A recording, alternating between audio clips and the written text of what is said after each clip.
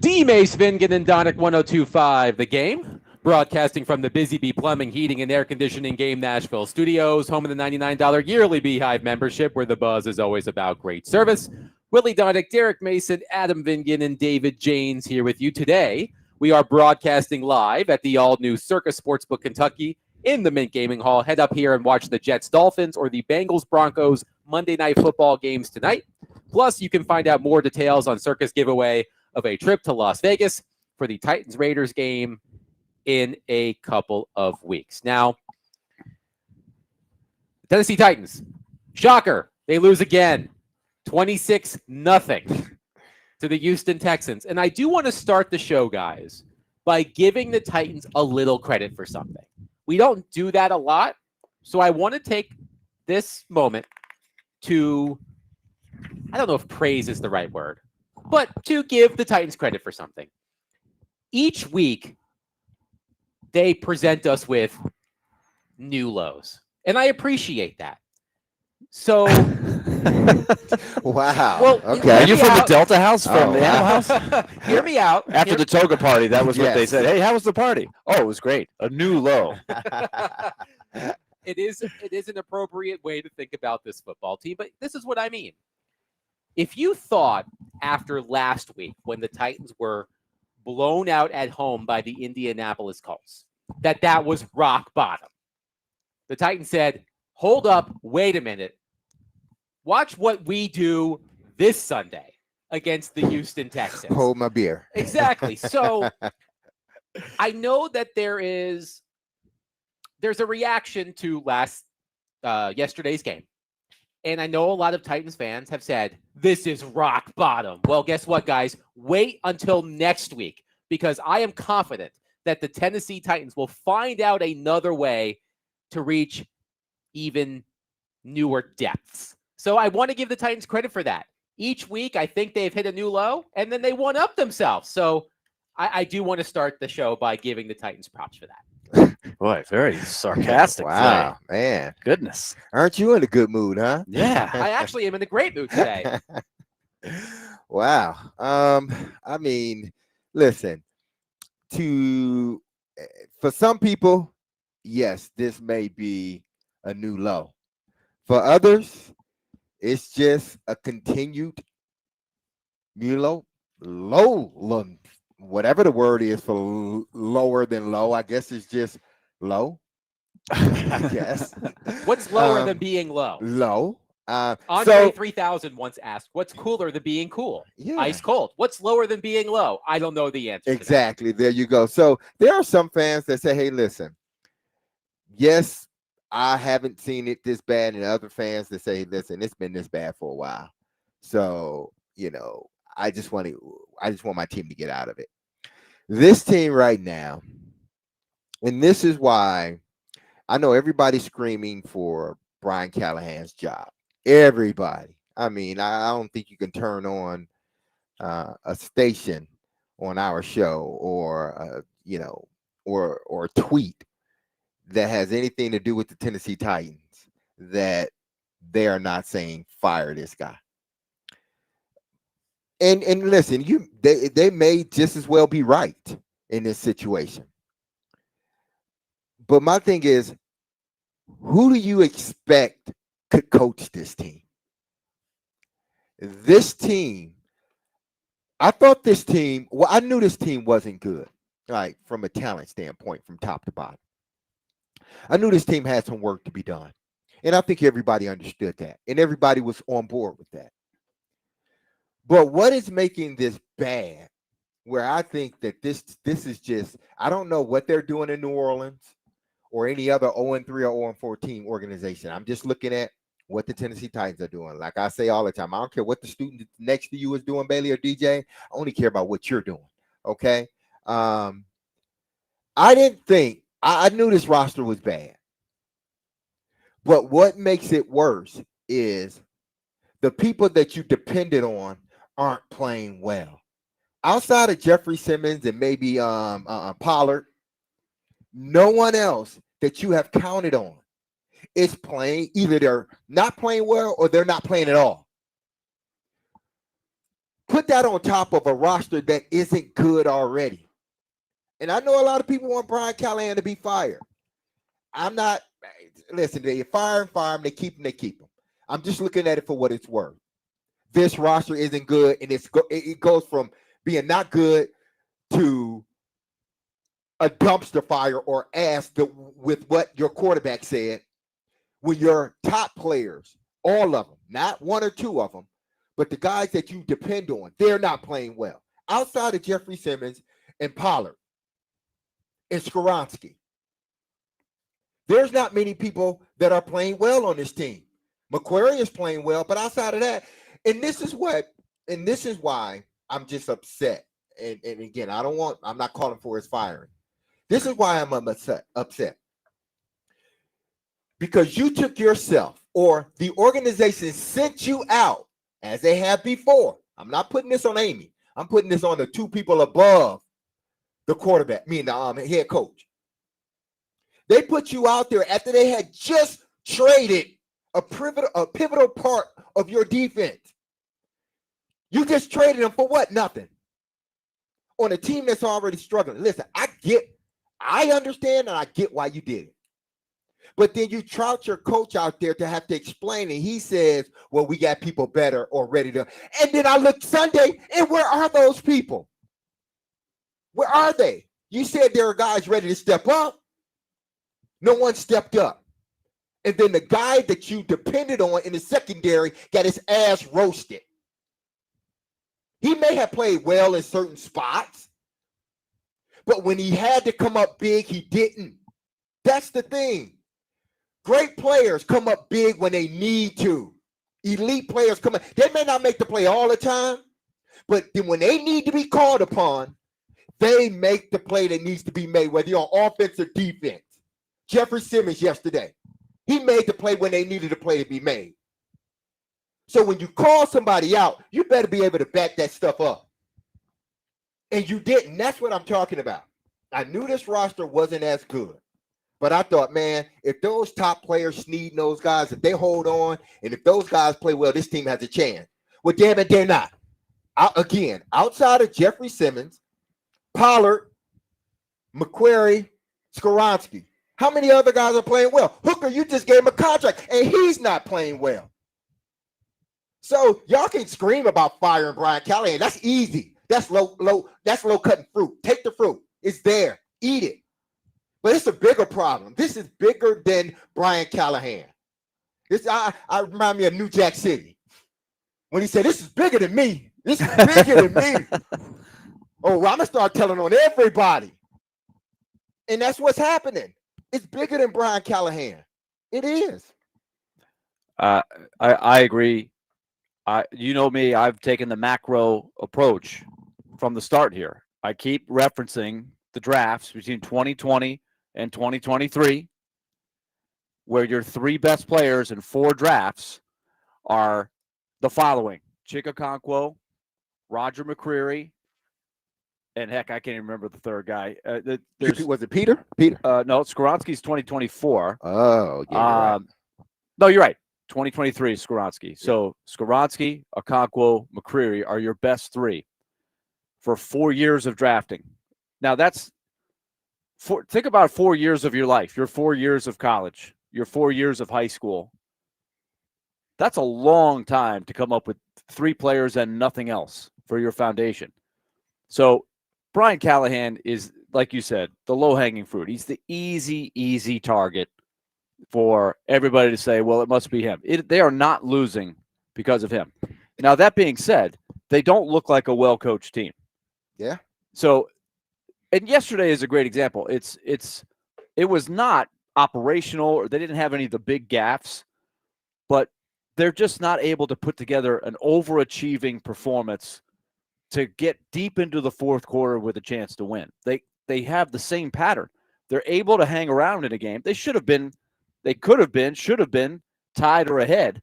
They also got screwed on one of the worst calls I think I've ever seen. Aziz Al-Shair, who should be the poster boy walking around of, this guy's been called many times before for targeting, unnecessary roughness. That was blatant. It's the most blatant both hands hit him in the head, and they don't call that. What? And so that's a bad break, which they can ill afford to have any of, right? But they're just not able to overcome any adversity, to scheme their way, trick their way. They tried to run a couple trick plays. They both looked awful. They both were snuffed out immediately and were losses. So they're stuck. This is a hard thing. And that's why people are human. I don't know what you're supposed to say if you're Brian Callahan, and he also doesn't do himself any favors by not being able to take the tough questions. I'm not sure what you're supposed to say, no matter what you say. What he can't say is this roster is really not capable of winning much right now. We're trying to do the best we can with what we have. I'm sure he wants to call some people out. Like you said, the guys that are supposed to help keep them afloat and keep them more competitive and respectable are underachieving. I just don't know how you put all of that on one guy. You can hear it in his voice. You can. He's frustrated. He knows that this team, especially now that their better players aren't playing up the standard, at least all majority of them. There's, again, I named out the 2 or 3, whether 3 or 4 that have been playing well, but the rest of them hadn't held up their end of the bargain, or they're not on the field. But I think he understands it. He knows that there's nothing he can do about it. He said, listen, ain't nobody coming to save us. This is our locker room right here. This is all we got. And he understands that if they're going to win any games, it's going to have to be those veteran guys that finally just start competing, like compete. I'm looking at L'Jarius Sneed, and listen, damn good player in Kansas City. I'm not going to take it a champion. I'm not going to take that away from him. He's not playing well for whatever reason. If he want to debate that with me, I'd debate it all day long. He's not playing well. And then when you get in front of a camera, your first mechanism is the defense mechanism. Well, did you not watch all other plays? They're asking you about one specific play or plays after you came out of left field during the week and said, Nico, who? I get it, it's gamesmanship. I understand that. But again, your coach said, if you're going to say that, you got to back it up. You didn't back it up, and then you get defensive when a question is asked of you. I get it. PK, he may make everybody get defensive. I don't know. But your first thought is to get defensive instead of saying, you know what, I'm not playing well. Don't let your coach or your quarterback be the guy that says, I'm not playing well or I'm not coaching well. Your first thing to do was, oh, did you see the other play? No, we're talking about that play. You know what he doesn't do as well either, Adam, which doesn't help him. And I think of Dan Campbell as an extreme example. When they were struggling early in a program that had not done any winning, he was really good at the rally the troops for his team, obviously, but also the rally the troops with the media relations. The media relations are bringing Brian Callahan even closer to the fire than it could be if he were really shrewd on how to handle some of this. There's a way to you can make the media look like the bad guy. There is you can stand up for your players. You can call out your players. Any of these things are tools that you can use if you're astute at how to go through it. And it's not easy no matter what. But I remember Dan Campbell many times when they were awful. He had a way of saying, we're going to get there. Dang it. There was passion there, but it was authentic. And it's just not in the DNA of Brian Callahan. That's really got very little to do with how you're a head coach, but it is one of the things that you have to address when you are the head coach. People, especially nationally, they are watching everything you say after your team is 0-4. They're going to watch that press conference. And he lost his cool for a brief moment. He caught himself. He gave an answer that I think was the right answer, but nobody's going to remember that. They're only going to remember the first sentence where he lost his cool for a second. That is life in the NFL. Well, didn't he say, I'm not going to lose my cool? Well, after he said, I'm not going to answer that bleep, right? I mean, you've heard it, I'm sure, 12 times, maybe more than that. if you're listening to the show by now. I will tell you what I see when I look at Brian Callahan from afar. We'll have Teron Davenport on in roughly 20 minutes. We'll ask Teron what he sees from up close. But I will tell you what I see from afar when I look at Brian Callahan. I see a defeated man with zero answers. Zero answers. I see a defeated man with zero answers.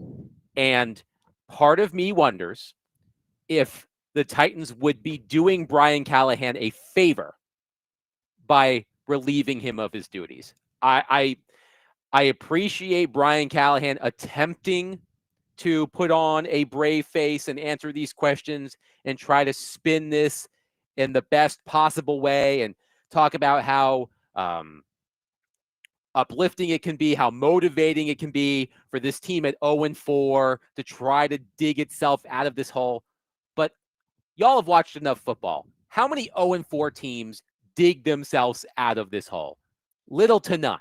So we'll get more into Brian Callahan because there was a column written in Sports Illustrated about Brian Callahan that I thought was incredibly insightful, and I want to pinpoint one graph, which I will share coming up next. 615-737-1025. Our phone and text lines are driven by WilsonCountyHunter.com. We see you on the phone lines. We see your texts. We will get to them next, so hang tight. 615-737-1025. Mondays were made for Macero. Big screens, bold flavors, and all the football action. From queso to kickoffs, this is how Macero does game night. Macero Football Mondays in 12 South. Don't miss a snap.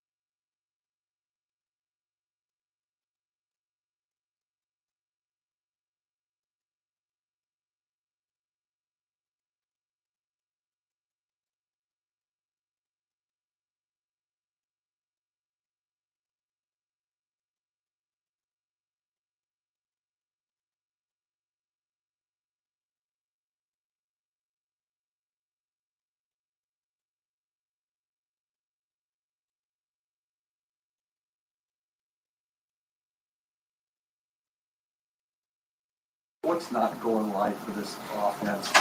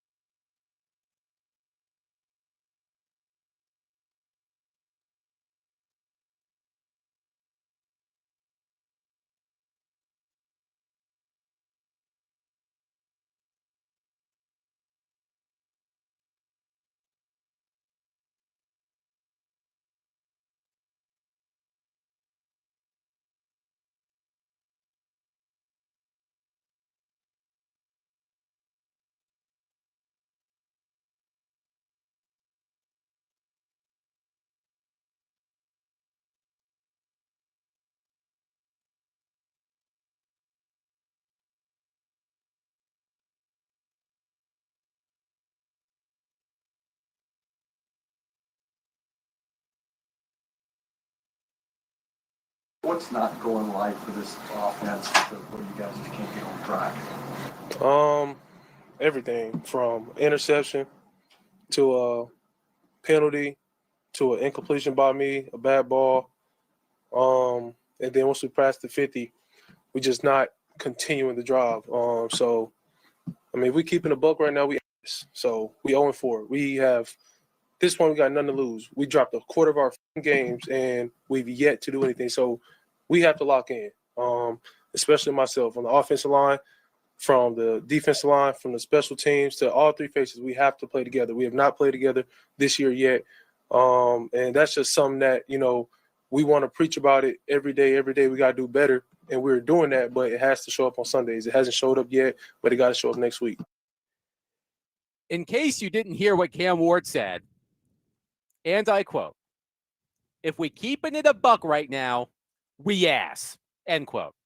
And I can't dispute that. By the way, the Tennessee Titans may have stumbled on a gold mine, because if the Titans sell "we ass" shirts, they would fly off the shelves. I guarantee it. I tweeted that yesterday. I just checked. It has 1,100 likes. So Titans, that's 1,100 T-shirts saying "we ass" you could be selling. So if the Titans are looking to make a quick buck, I'm just saying, I'm keeping it a buck. You ass, just like Cam Ward said. So here is the column I mentioned in the first segment from Connor Orr of Sports Illustrated. And I appreciate when national columnists write about the Tennessee Titans, because quite frankly, a lot of national columnists don't write about the Tennessee Titans. But I pulled a graph from this column that I think speaks volumes. And I want to know if the both of you agree with it. From Connor Orr, quote, "There are ways to behave like a head coach who is trying to remain, and there are ways to behave like a head coach who is done being a head coach. There is survival and indifference. In my," meaning Orr's, "opinion, Callahan has chosen the latter. He has chosen the path of the person who has not looked in the mirror or has not been asked to until it has gotten far too late. And while it's obvious that he is a symptom of far larger organizational issues, we have seen coaches thrive in other toxic, politically ambiguous, or straight up horrendous atmospheres. It's one of the job requirements." I agree with Connor Orr. I see a coach in Brian Callahan, as I said in the previous segment, who has run out of answers. And when you have run out of answers, there's truly no point of you sticking around anymore. Now, Adam Schefter went on the Pat McAfee show today. It said the Titans aren't looking to make a coaching change, but we'll see what happens if the Titans find a new low this weekend in Arizona. But Willie, your thoughts on Connor Orr's take there? Do you agree with him about Brian Callahan? I think that's an example of what I was mentioning before we went to the break, in that the national media is watching to see how you're going to handle adversity. And Connor Orr is seeing a guy that doesn't look like he is rising to the moment. Now let's contrast what Connor Orr saw from Brian Callahan and what we just heard from Cam Ward. That's the kind of passion. That's what I think people want to see, is the right channel. And this is, look, you could be good at this and not a good player or a coach, but it does mean something how you handle the media. That's something you learn at a very early age as a player and as a journalist. And I've been on both sides of it. But I love Cam Ward's answer. He starts off by rattling off about three things, D-Mace, that he didn't do very well, that he believes he's got to do better. There's passion. There's urgency. There is being dissatisfied. Mm-hmm.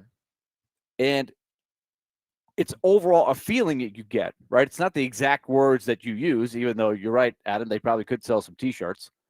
But Callahan doesn't seem to be able to find that note, right? And I do wonder how that comes across when he's addressing the team going through these tough times. I don't know that there's any coach that could win with this group. It is really hard, especially with the injuries. They can't block, and they can't get any heat from the edges. Those two things alone. Forget about all the other weaknesses on their roster. But when you can't block, pass protect, and you can't put any heat on the quarterback to speak of from the edges, that is putting you way behind the 8 ball, regardless of how well coached you are.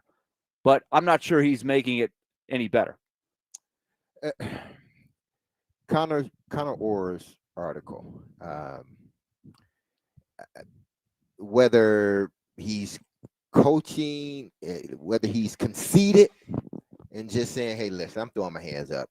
It is what it is. Or whether he's continuing to fight. There's this sort of, I don't think you can say either way. Because on one hand, he's screaming, we need to play better. I need to coach better. I still believe in this team. But then on the other hand, they ask him about the coaching situation and, if he's, thinking about being fired.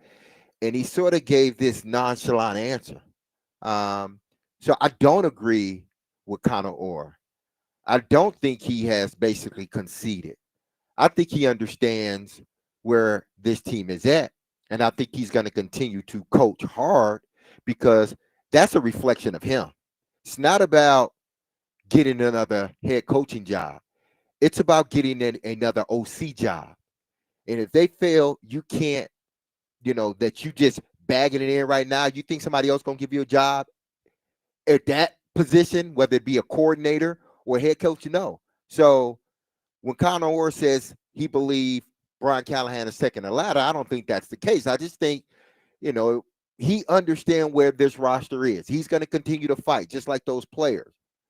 But he understands that, listen, I can't worry about getting fired.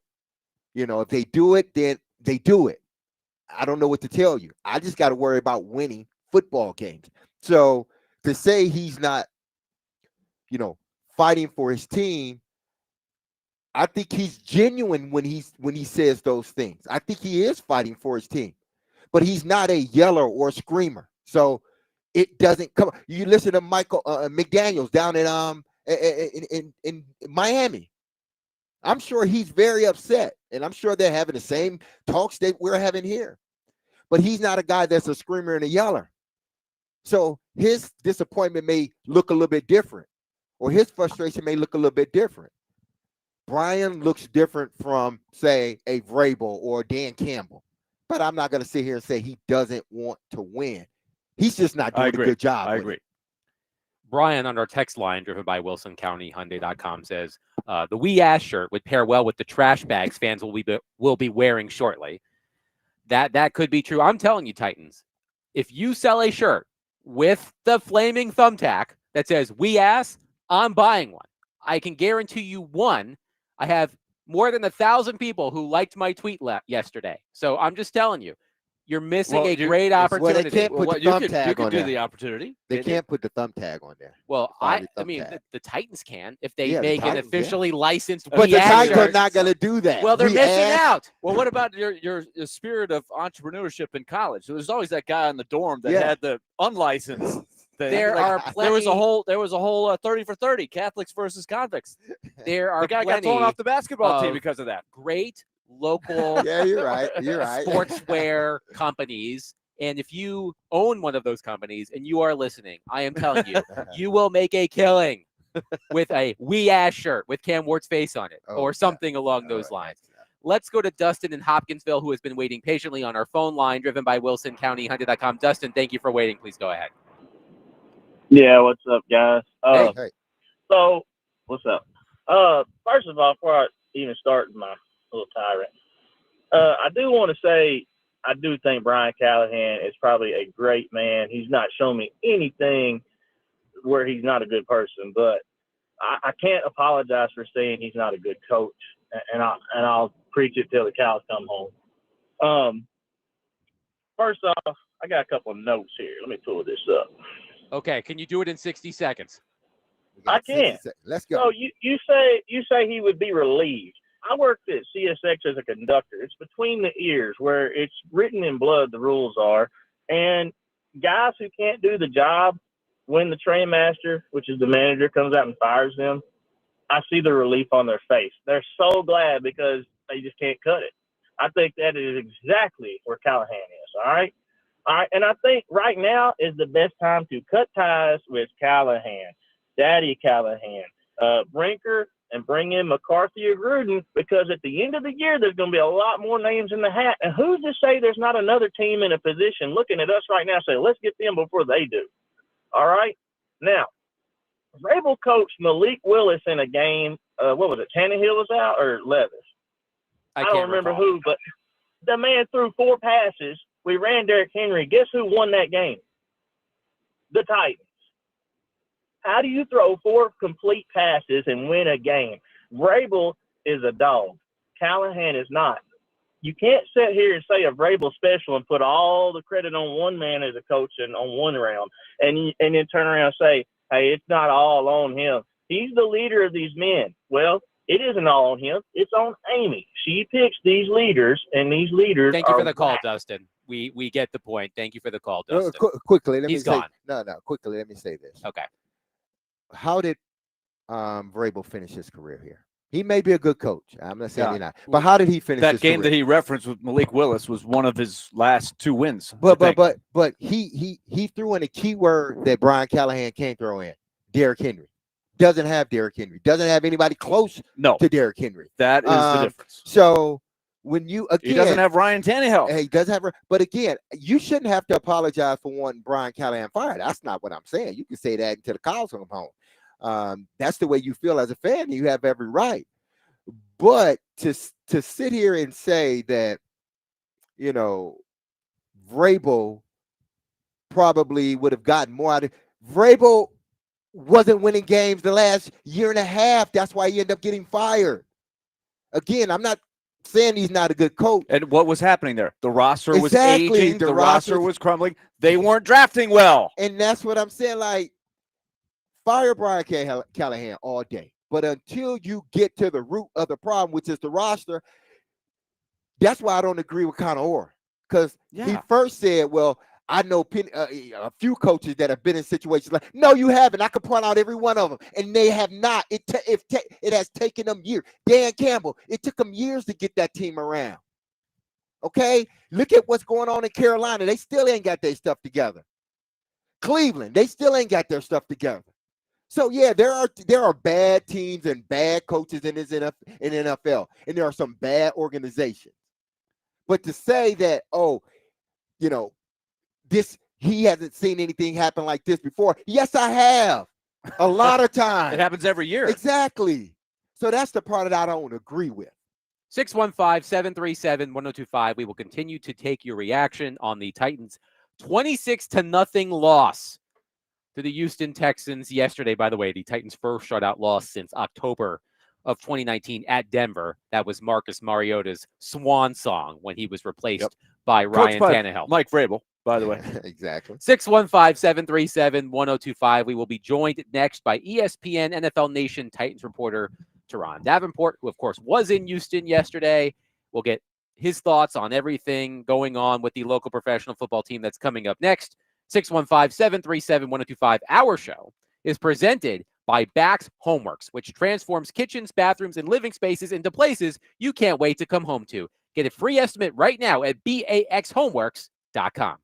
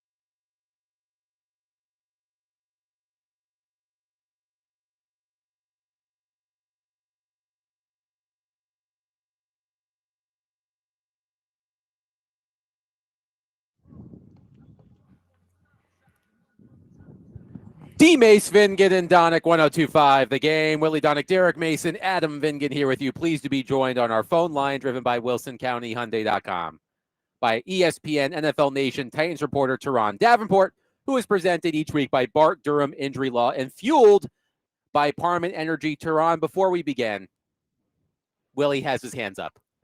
Moment of silence for just Teron and I, as the resident Mets fans and any other Mets fans that might be listening in our area, representing the Metropolitans.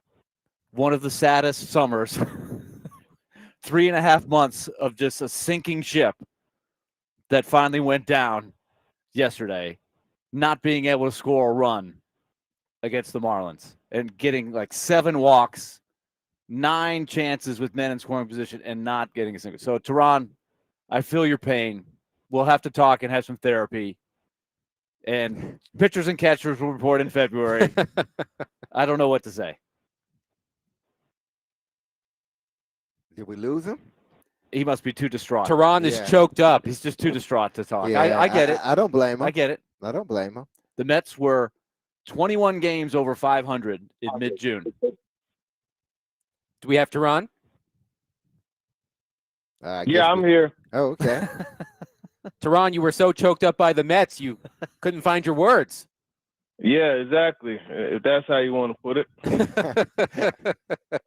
So, Teron, let's start with Cam Ward after the game yesterday. That was, at least to me, correct me if I'm wrong here, the clearest sign of frustration shown by Cam Ward so far this season, at least publicly.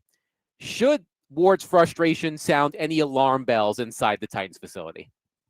No, why should it? It's a frustration not wanting to lose. I think that's a good thing. You want a guy to care enough to express his feelings and frustration about losing. You want a guy that's not used to doing that. I mean, if he sat up there and was laughing and smiling, everybody would be like, oh, he doesn't take it seriously. So I think it's fine. I don't think there's any issues whatsoever. So, Teron, at the beginning of the show, and I preface this by saying, I am only observing from afar. You are up close every day. So I respect and appreciate your perspective on this. From afar, I see in Brian Callahan a coach who looks defeated and seems to have zero answers. Again, that's from afar. You're around Brian Callahan on a near daily basis. What is your vibe check on Brian Callahan right now as the team falls to 0-4? Yeah, he definitely looks like someone who's been through an excruciating experience. I'll put it that way. I don't think he's defeated, and I think hearing what he said today, when asked if there's hopelessness in the building and the way he perked up about that, I think that there's more beneath the surface beyond what we're seeing in press conferences. I don't know that for sure. I've had 1 or 2 talks with him, and I know he's dedicated to just continuing to go, and he's doing his best to navigate through the storm. But he feels that there's a light at the end of the tunnel. And I think it was kind of enlightening when he talked about the Bengals experience and how he's no stranger to what he's going through now and how he's seen it turn around. And I think that's a good thing. Now, will it turn around? That's a different story. They obviously haven't shown many signs, if any, that it will. Now, TD, do you think Amy understands that, and I get it, you know, Brian is not doing a good job with this team, but do you think she understands that, okay, not only is this not a good roster, has some good players, yes, but it's not a good roster. But then on top of that, the players that you depended on to keep this thing halfway afloat, majority of those guys are not playing well for whatever reason. Either they're not playing well or they're not available. Do you think she truly get that? Because if you're looking at it, yeah, everybody wants Callahan fired, but like you said, there may be a lot behind the scenes that we don't know may be going on. Yeah, look, they knew coming into this that this team was not going to be a contender. Now, did they think they would be this bad? I don't know. I would imagine they understood the schedule. I mean, you look at the first 2 games, very tough teams, and obviously the Colts, you know, they've become something that no one thought they would be at this point.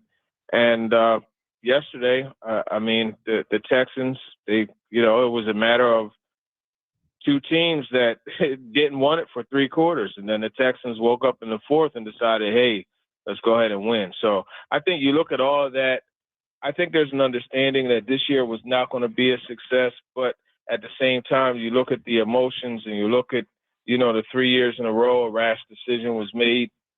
It tells you that it's very likely a 4th year a rash decision will be made. But I think it really depends on how much she empowered Chad Brinker and Berg Nihill to kind of, you know, not right the ship, but guide the ship that she owns. I think it's more or less that. Now, regardless of why they chose to trade Brownlee Jr., if they say he didn't fit what they were doing, great. I get that part because I understand how that can be for an organization, having a talented guy and things just not working out the way you want it to. So you move them on. But do you think the fans, because after this week and after what Brian Callahan said after they traded, and I think that was wrong for them to trot him up there to explain why they traded it. But he said we have players behind him that are ready to go, that have proven. Then the very next or the same week or the very next week you play, you get blitzed in the second half with a secondary that you came out and said was ready, but you traded away one of your better players. And I get why they traded him away, but the fans are looking at that like, man, y'all are proving once again that maybe y'all are not the outfit for this job. Yeah, I think, you know, I don't know how different that yesterday's game would have been with Brownlee, but I think in the long haul, it's a loss because he was one of your guys that seemed to be, you know, a cornerstone for your defense. But, I mean, at the end of the day, they felt that, you know, they weren't able to get on the same page, so to speak, and it was just a change of scenery was needed. But you look at the players behind him. Jalen Armour-Davis played mostly, and I know he's a young, talented corner that just has to stay healthy. He's continuing to settle in as far as with the organization. He has a little bit of a head start, being as though he knows Denard Wilson and John Shaw, the assistant strength and speed coordinator. He trained Armour-Davis at Alabama, you know, in high school in Alabama. So you do have that, but then you got Darrell Baker Jr. I just don't think this organization is in a position where they could get rid of talented players. And, I mean, even if whatever the issue was outweighed the talent, it's one of those ones where I think that formula has to be skewed when you're this lacking of talent like this roster is. Teron Davenport is with us. And Teron, I realize people just want to vent today and they're not as interested in a lot of specifics, but a couple of interesting things that happened in the game yesterday, because people will forget it's still a 6-0 game with 2 missed field goals well into the third quarter. Yeah. And it's still 6-0, and the Houston Texans have the ball 2nd and 33. If you get a stop there, you get the ball down 6-0. You see what I'm saying? Like they're in the game for a while. This is usually how the game goes. Even the Rams game, they stay in the game for a while. Can you tell me what happened on the 2nd 33? And I'm not just talking about Snead getting beat, but why is that a possibility for C.J. Stroud to have that option on 2nd and 33? That baffled me.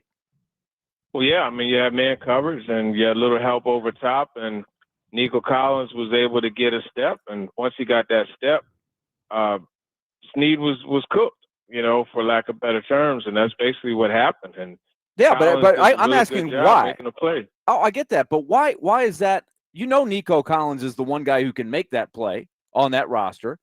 Why is there not a safety back there? Why can C.J. Stroud say, "Oh, there's Nico Collins one-on-one, 2nd and 33"? I don't even have to take a 5-step run. Why is that happening? Hold that thought until tomorrow, when the actual guy that can answer that question can be asked that. You know, I can't tell you why Denard Wilson or Steve Jackson. I can't tell you why they didn't have a safety over top. I can't tell you that. I can tell you what I saw happen, which is what I attempted to do. I feel, and I understand. I feel for Denard Wilson. He doesn't have the horses, and he has got no margin for error. He doesn't have edge rushers, but I don't understand. And so everything you do, you have to be perfect almost with everything you call. That one just really stunned me. But it almost looked, and tell me if I'm wrong on this one, because he almost opened up as if he was playing like a trail technique with help over the top. Because he didn't open up as if I'm playing man to man and I got to at least take away the deep route. It's almost he opened up as if he felt he was the underneath coverage and he had help over the top. Now, if that's the case, somebody's at fault there, because that was a miscommunication. Exactly, there's a miscommunication. Yeah, because now to your point, you know, Snead is a guy that likes to put hands on a receiver, and he didn't do that. You know, so I wasn't sure what the whole idea was there, but I mean that definitely didn't happen.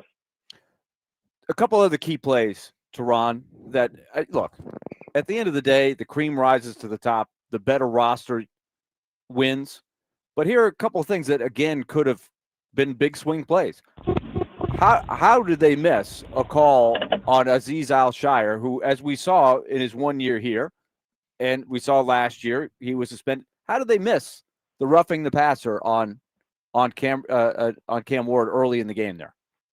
Yeah, that was terrible. I don't know how they missed that one. I couldn't call that because it was very clear, and the thing was, it was right there on the sideline. So how the sideline official missed that is like that's inexcusable, you know, and that's an early call, you know, on the first drive. That could have made a difference, those 15 yards on that third down, you know what I mean? So I would be very frustrated. Brian Callahan said that, you know, he didn't really get an explanation. They didn't submit anything to the league or anything like that. But, you know, to me, they need to start doing that. Like, these are things that need to start happening, where it's like you tell the league, man, I'm not going for the same old foolishness. And that's basically what it is that they've been doing, right? And it's even back to Vrabel days where, you know, you talk to him on Wednesday and he'll be like, yo, I told Monday. And he'll be like, yo, I reached out to the league, blah, blah, blah, blah. And, yeah, it's got to continue happening. I agree with you 100%, Teron. They should be all over that, because I believe they have a reputation. Every week, you say most penalized team in the league. And, for example, they get a big sack on the first drive for the Texans, and Snead is called for defensive holding way away from everything. Yeah. I did not agree with that call, but he has a reputation. The team has a reputation, and that completely changes the drive. Completely changes it. I mean, there's so many times where you see penalties at the most inopportune time. And I'll be honest, it's gotten to a point now where, like, I'll see a big play, whether it's offensively or defensively, even special teams, and I'm looking for a flag. Absolutely. There's Absolutely. something that's going to be called. Teron Davenport, ESPN NFL Nation Titans reporter, has been our guest on D-Mace, Vingen, and Donick. He is presented each week by Bart Durham Injury Law, and he's fueled by Parman Energy. Teron, great stuff as always, my friend. We'll catch up next week. All right, for sure. Appreciate it. And it's still go Mets. I'll be at the home opener regardless. Love it, TD. I love it. I'll be back as well. I'm gonna mope for a little while, but TD, I will be back. TD is true blue and orange. That's one thing we know about Teron Davenport. 615-737-1025. Our phone and text lines are driven by WilsonCountyHyundai.com. Coming up next, let's switch gears to a local football team that wins games. That would be the Vanderbilt Commodores, who defeated Utah State 55-35 on Saturday at First Bank Stadium. Vanderbilt is 5-0 for the first time since 2008.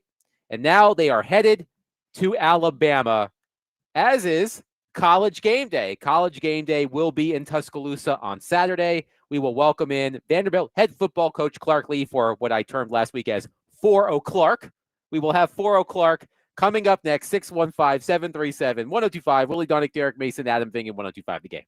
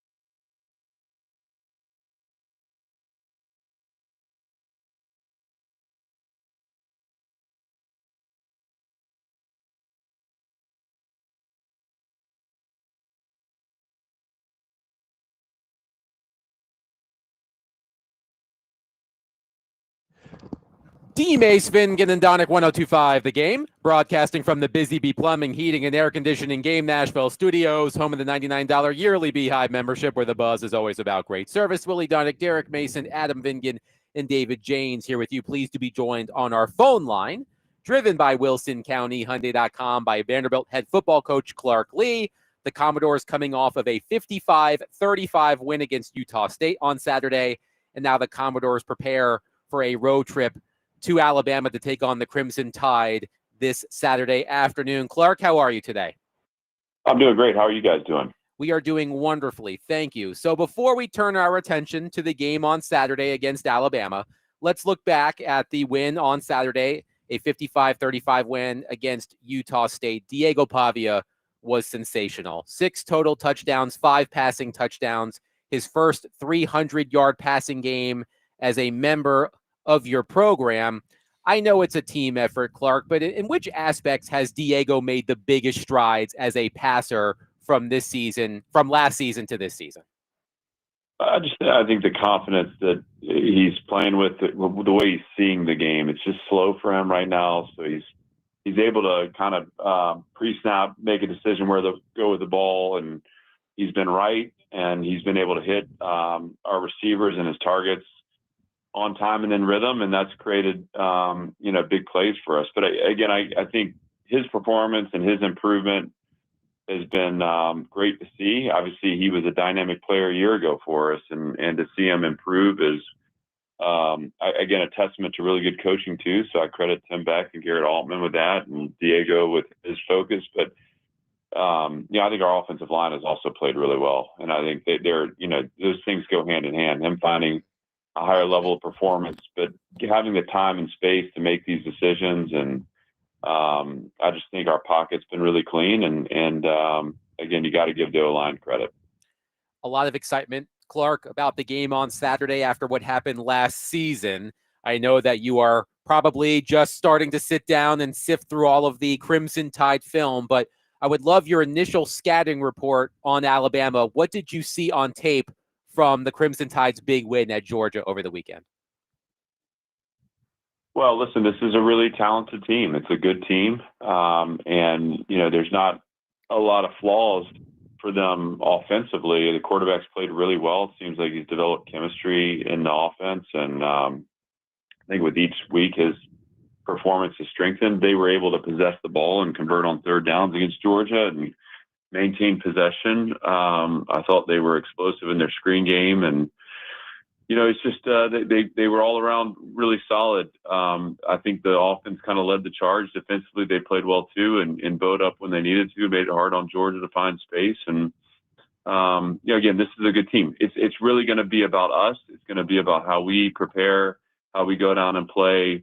I'm interested in our program showing up and playing our best game. And if we do that, we're going to have a chance at the result we want. Obviously, if we don't, then the conversation is going to be about Alabama and their talent and how good they're playing. So we're going to focus on us and obviously with an awareness of what makes them good and what their strengths and weaknesses are. But I want our guys to go down playing with confidence and again, playing our game.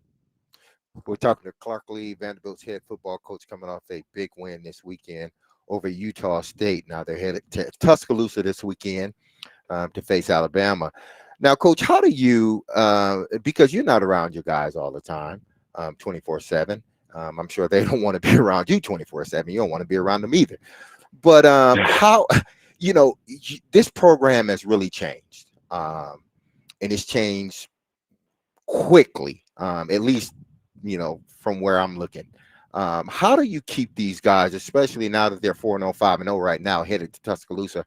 How do you keep these guys from, keeping the main thing, not listening to all the noise? Because yes, you have them in the building for a certain amount of time, but once they get out that building, go to class, be around other students, they tend to hear how well they're doing and how great they're doing.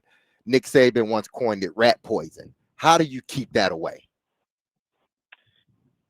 This is like our 265th day together as a team.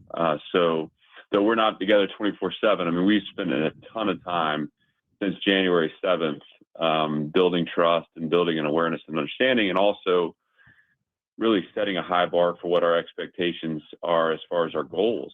And I think we're humbled by the extent of our goals. They're all within reach, but gosh, do they require us to get everything we can out every day. And so I'm not going to say that, we're perfectly in focus all the time. I'm not going to just sit here and say that 120 guys have their minds in the right place, but I've got a ton of trust in this team. I got a ton of trust in our player leadership. And I know that when the ball gets put down tomorrow in practice, these guys are going to be ready and focused on playing the best we can play against Alabama. There's nothing beyond that for us. It's one climb at a time. It's been that way since January 7th. So we're just every day kind of letting who we are come to the surface rather than allowing these narratives to grab us and force us to change somehow. Narratives come up during the season. Your identity is built from January on. We're talking to Clark Lee, head coach Vanderbilt, number 16 now in the top 25. Clark, did you check on Tim Corbin today? Did you have to send the trainer over after the little attempt to do the chest bump with no pads on with Diego Pavia coming in hot? It's funny, Willie. I have not thought about that until it was since the time I saw it. I actually saw it live. And what would have been funny? I should have sent all the doctors and trainers over in the moment because I think Corbin would have probably wanted to fight somebody.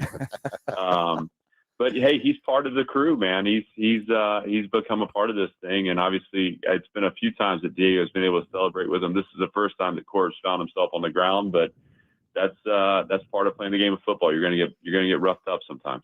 It does seem like, Tim Corbin would be there regardless of the team's record, right? But it seems like more and more people are gravitating and kind of want to be around it, and that's something that I'm sure that probably wasn't the case, years ago when you were growing up watching or when you became a player, things like that. That's got to feel good. And at the same time, as D-Mace is saying, you have to compartmentalize that and not let that, hurt your focus of any type.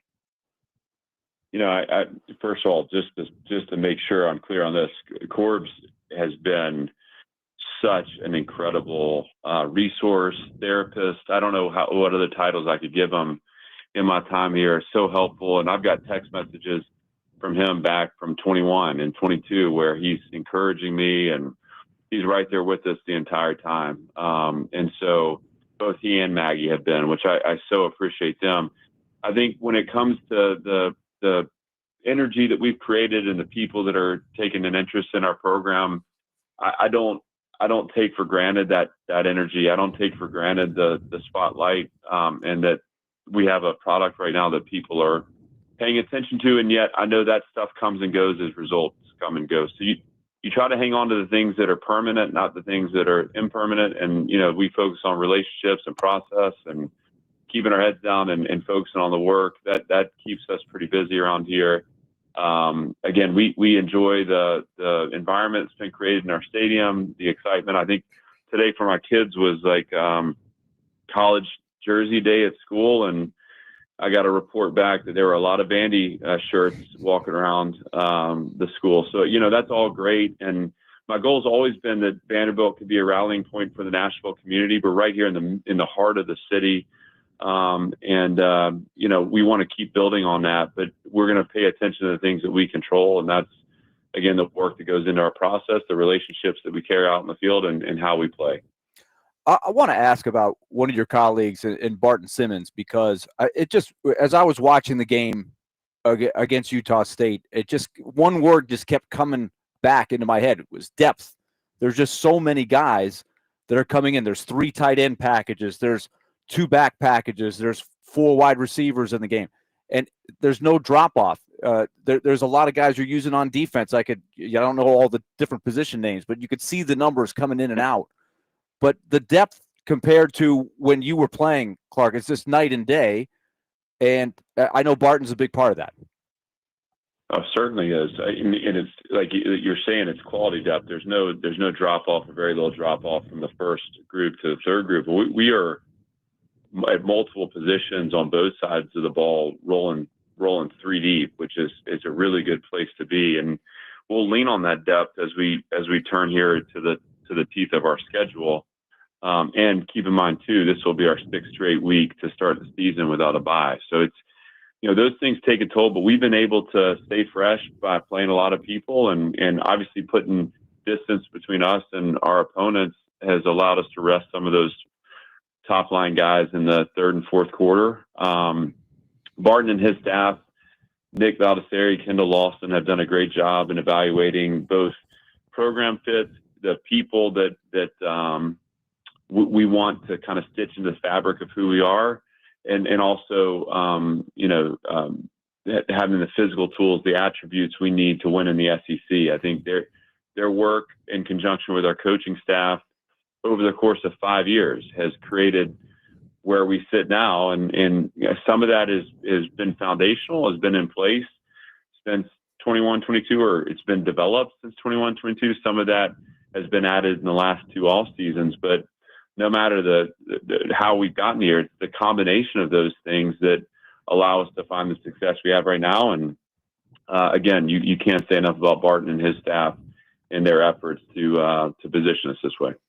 Another thing that I like seeing, and I saw it happen with when Tim Corbin was building, you were starting to get this nucleus of very good players from the mid-state, the immediate mid-state, that were for years and years probably not having Vanderbilt high on the list. Maybe they'd grown up and they hadn't seen a whole lot of success in either sport, but that seems to be changing. I go down the list, and there's Longwell. Of course, Junior Sherrill had the big game for you on Saturday, but you've got a good nucleus of guys that are sort of homegrown, so to speak. Yeah, Langston Patterson would be a part of that. I mean, we've been able to find guys, and really some of these guys who've kind of again been part of the foundational pieces of our program. And I think just like Corb's, it was interesting early. And I when I took this job, we kind of did a deep dive study of how he built that program and what were the signatures of their progress. And early on, they would certainly recruit locally, but they would go anywhere and everywhere to find players. And they found players that were good, that maybe were overlooked for whatever reasons, that fit this program. And in time, their success and the competitive edge they played with allowed them to really reach in and get the highest rated players in this area. And in time, that's what ultimately grew them into a national powerhouse. We're looking to do the same thing. It's incremental now. And look, we're at a good position right now. We got a lot of season left in front of us. We got to keep focusing on the product we put on the field. But if we can keep having success here, this is another year for us in the build. And what happens when you have success is you're selling less of a vision and more of a reality when you go recruit. And the thing that's always been true about our place is the best part of Vanderbilt football is our people. And so when we get recruits here, whether it be transfers or high school players and their families, they're always drawn to the energy within the program. Well, now we've created a little bit of ripple and energy outside the program and an expectation of winning. And again, that's going to help in our efforts to continue to go find the best of the best to be a part of this thing, to help us elevate, again, the product we put on that field. All right, D-Mace is going to roll his eyes when I ask this question, but I noticed this, and they mentioned this on the broadcast a few times. A lot of plays that I noticed, and it's interesting to watch Pavia. He connects all these guys, like all these personnel groupings. He does a great job of sorting it all out and understanding what's supposed to be there. But another thing I noticed is the perimeter blocking by the wide receivers. D-Mace is laughing because anybody's, he's a good blocker. They're like, you're not in there to block. You get, that's not college is a different story. College is a different story. But the NFL, listen, if they're paying you $30 million a year, they ain't paying you $30 million to block. They're paying you $30 million to catch. So this is the soapbox that D-Mace gets on. But it looks like everybody really is committed. I see so many details where a guy's picking up the right guy to open up the play on the perimeter. So one of our sayings here we talk about, and actually this is one I got from Don Meyer, believe it or not, from back in the days. The game honors toughness, and if you play the game the right way, the game eventually rewards you. And the challenge is to play it the right way every snap, and to not press. You have to, especially as a receiver. There's one ball, and you may be open, but it may not go to you. It may not be the read, whatever.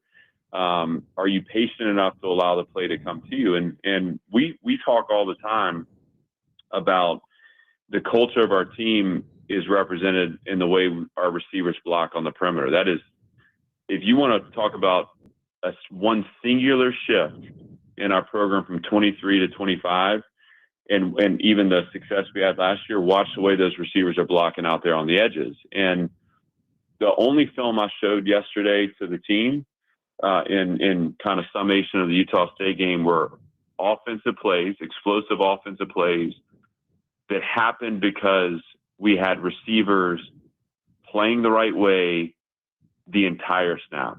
And I would also throw the running backs into that too. Like, for example, the explosive scramble we had to set up the field goal at the end of the first half. Teddy Alexander scan protects and absolutely just obliterates the blitzer. And then Diego escapes the pocket, and who's blocking down the field to get him the extra 10 yards to get into field goal range is Junior Sherrill. Well, Junior Sherrill had 3 touchdown receptions in the game. There's a guy who plays the right way every snap. And you can go on and on. Richie Hoskins has a touchdown catch in the game where he beats through a tackle and scores. You watch Richie Hoskins play the game, down in, down out, he's playing the right way. So I appreciate you bringing it up, Willie. I know D. Mason's feelings on it, and I don't disagree with him too. You know, shoot, if I had D. Mace out there, we just tell him to go deep. We'd get rid of the ball through him. But as far as the culture of our team, you know, I do feel like it's represented in the way those guys play. They're scrappy, they're tough. That's who we are. And you know, I told Junior, I said, the only thing I want different on that long scramble is go ahead and finish them off and put that guy in the Gatorade. You know, like we want to be known for how we finish those blocks off and make it miserable on those DBs on the perimeter. Vanderbilt head football coach Clark Lee has been our guest on D. Mace, Vingan, and Donick. He joins us every Monday at 4 o'clock. See, I did it again. There we go. We need the shirt. It's sinking in. 4 o'clock. You're all about T-shirts. I'm I'm selling a lot of T-shirts today. That has nothing to do with Clark, of course. Clark, good luck on Saturday against Alabama. Thanks, guys. Good to be with y'all. Vanderbilt, number 16 Vanderbilt, at number 10 Alabama, 2:30 p.m. at Bryant-Denny Stadium. College game day will be in Tuscaloosa on Saturday as well. By the way, last I checked, ESPN bet Alabama minus 10.5. I would say that this will be the biggest spotlight game. I don't know what's going to happen in the game, but this is going to be the biggest spotlight game that Vanderbilt has ever played in, arguably, based on the TV era, right? I mean, I don't know what it was like in the pre-World War II when Vanderbilt had really good teams, Red Sanders and all that.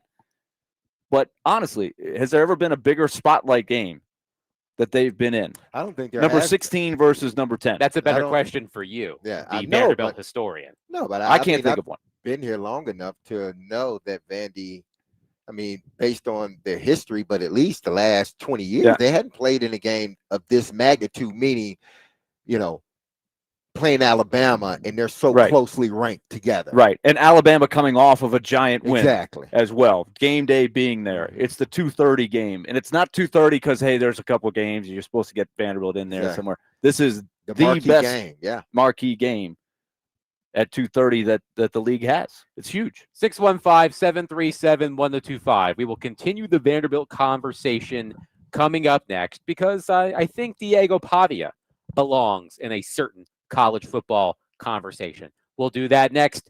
Your thoughts on Vanderbilt, the undefeated Commodores, heading to Tuscaloosa this Saturday. 615-737-1025. Willie Donick, Derek Mason, Adam Vingan, 1025 The Game.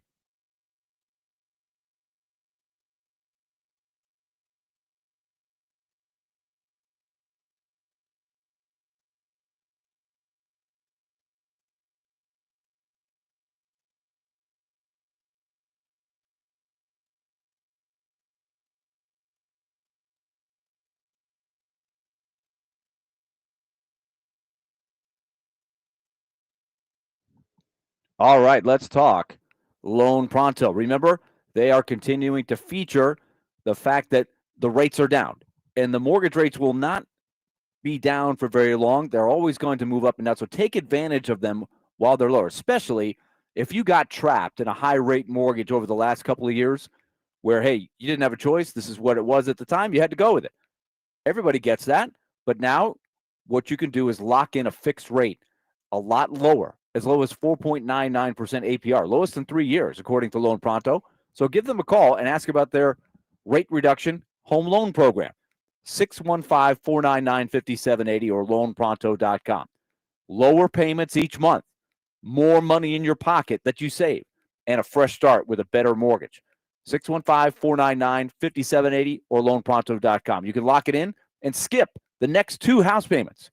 So get it done. Loanpronto.com. Equal housing lender, NMLS 166-1781, subject to lender approval, NMLSconsumeraccess.org.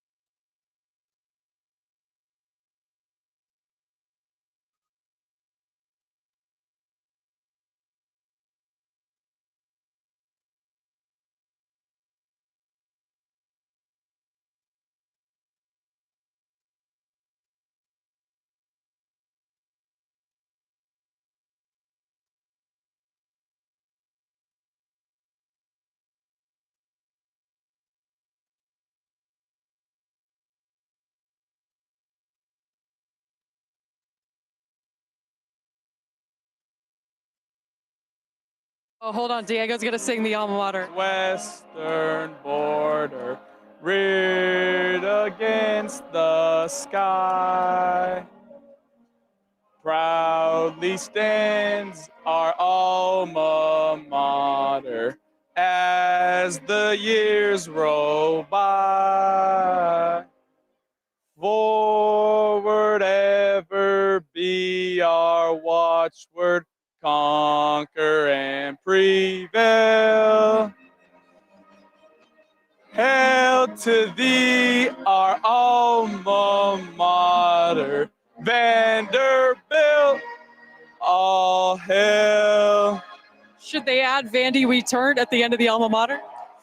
They got to add something, that's for sure. Willie, your grade on Diego Pavia's rendition. I admire that he knew all the words to the song. Which is a nice way of saying singing is not his forte. Probably not. He's not winning American Idol, that's for sure. Well, he could have been the guy that got on the show for the wrong reasons, being a little bit out of tune. But I love the effort. I love the effort. A for effort. I mean, listen, he's willing to do it. He's put it. Yeah, It was all heart. I'm with you, Willie. He knew the song. That's all the battle. I think every team. Yeah. I think every player on that team's got to Exactly. That's all the battle right there. That you know the song. He hadn't been there for 4 years. It's only his second year. Exactly. He knows the song. So, hey man, for him to get on national television and sing it, and he know it, I don't care how he sounds. He just knows it. One thing that Diego Pavia does not lack is confidence, and I'm starting to wonder. And I know it's only roughly halfway through the college football season, but I am starting to wonder if Diego Pavia should be in the Heisman Trophy conversation. Diego Pavia is third in the nation in QBR at 88.4, behind Jaden Mayava of USC, hopefully I pronounced that correctly, and CJ Carr of Notre Dame. I'm looking at ESPN Bet right now. Diego Pavia plus 1,800 to win the Heisman Trophy, tied with Gunnar Stockton, Julian Sayin, and Trinidad Chambliss. Dante Moore, the favorite, at plus 750. Jeremiah Smith, plus 1,000. Ty Simpson, plus 1,000. Carson Beck, plus 1,200. Fernando Mendoza, plus 1,400. So the thing is, a lot of the quarterbacks we expected to be firmly in the mix have started off slowly. Kate Klubnik, Garrett Nussmeier, Arch Manning. So the door is ajar for someone to take the lead in the Heisman Trophy race. I firmly believe Diego Pavia should be in it at the moment. We'll see what happens once SEC play begins in earnest on Saturday. But so far, Diego Pavia, Willie, absolutely deserves to be in that Heisman Trophy conversation. Well, what he's done so far is he has set the table to get into the conversation. We know to go from this point to actually being a candidate, how do you win the Heisman? You play well in the spotlight games. Yes. And they've got the spotlight games. They've got the biggest one they've ever played coming up on Saturday. For all the reasons we said, they beat Alabama last year. Pavia is a guy that people know. Pavia has played well. They've taken care of business. Alabama has recovered from a loss that people thought that might be it. Mm-hmm. But they've bounced back, and they look really good. So this is not a weak Alabama at all. And Alabama might be too strong for him, but this is the opportunity that they've created for themselves. I don't know if he's going to win it, but I admire D. Mace that he has come back, and Adam asked the question, he has come back a better player, that he's a better passer than he was last year. They've got better pieces around him for sure. But what I like is he's able, as much of a knucklehead as he acts sometimes, you know, he likes acting the fool. Mm-hmm. He puts himself out there. He's got personality. He's got the charisma. All of that's good. But if you really watch him play, he's tough, but he also is a very cerebral quarterback. He understands that offense like the back of his hand. And there's a lot going on in that offense. Yeah, there's a bunch going on. He's like a 10-year veteran in the NFL that's been with a court. They have the relationship, say, like and people, I'm not comparing him to this person. I'm just saying the relationship as far as knowing the offense. I think he knows he know his offense as well as Patrick Mahomes knows his offense. And when you know that, you are able to do some things within that offense that, say, a younger player can't do. You see the whole field. When you're a good athlete and you're a good quarterback, when you know things like the back of your hand, like like second nature, you're able to play free. You're able to let your athleticism, and regardless of how Pavia he doesn't look like your traditional quarterback, but he gives you all of himself because he understands the offense so much. To whereas he scans the field. He does a great job, at least the first 5 games, of scanning the field and finding his wide open receivers or the receivers. You think Aguilar is playing well in Knoxville. I would tend to say that Diego is playing even better than Tennessee's quarterback from this standpoint. He's everything for Vandy. Like, everything goes through him, running, passing, everything. It's not that way in Tennessee. They got running backs that can just go for it. They got 5-star running backs, but Diego, they got good backs, but everything runs through him. So I'm not surprised that he should be, if you're talking about the most valuable player on your team, that's the best player. He's probably the best player in college football right now. In terms of value to his exactly, team. He might be the best, and even just in his skill, because it doesn't look pretty. It doesn't look like a Lamar Jackson when he runs, or some of these other quarterbacks. It doesn't look like Burrow when he throws the ball. Yeah, it's not electrifying with talent. Exactly, he doesn't look like Reed at Texas A&M, or one of these other quarterbacks that are projected to go high. He doesn't look, but he gets the job done. And to me, that is more. That's worth anything else that you can probably have on your team. Is that this guy has found a way to be everything for this team that they need. He is the most important player from what I've seen in college, at least in the SEC.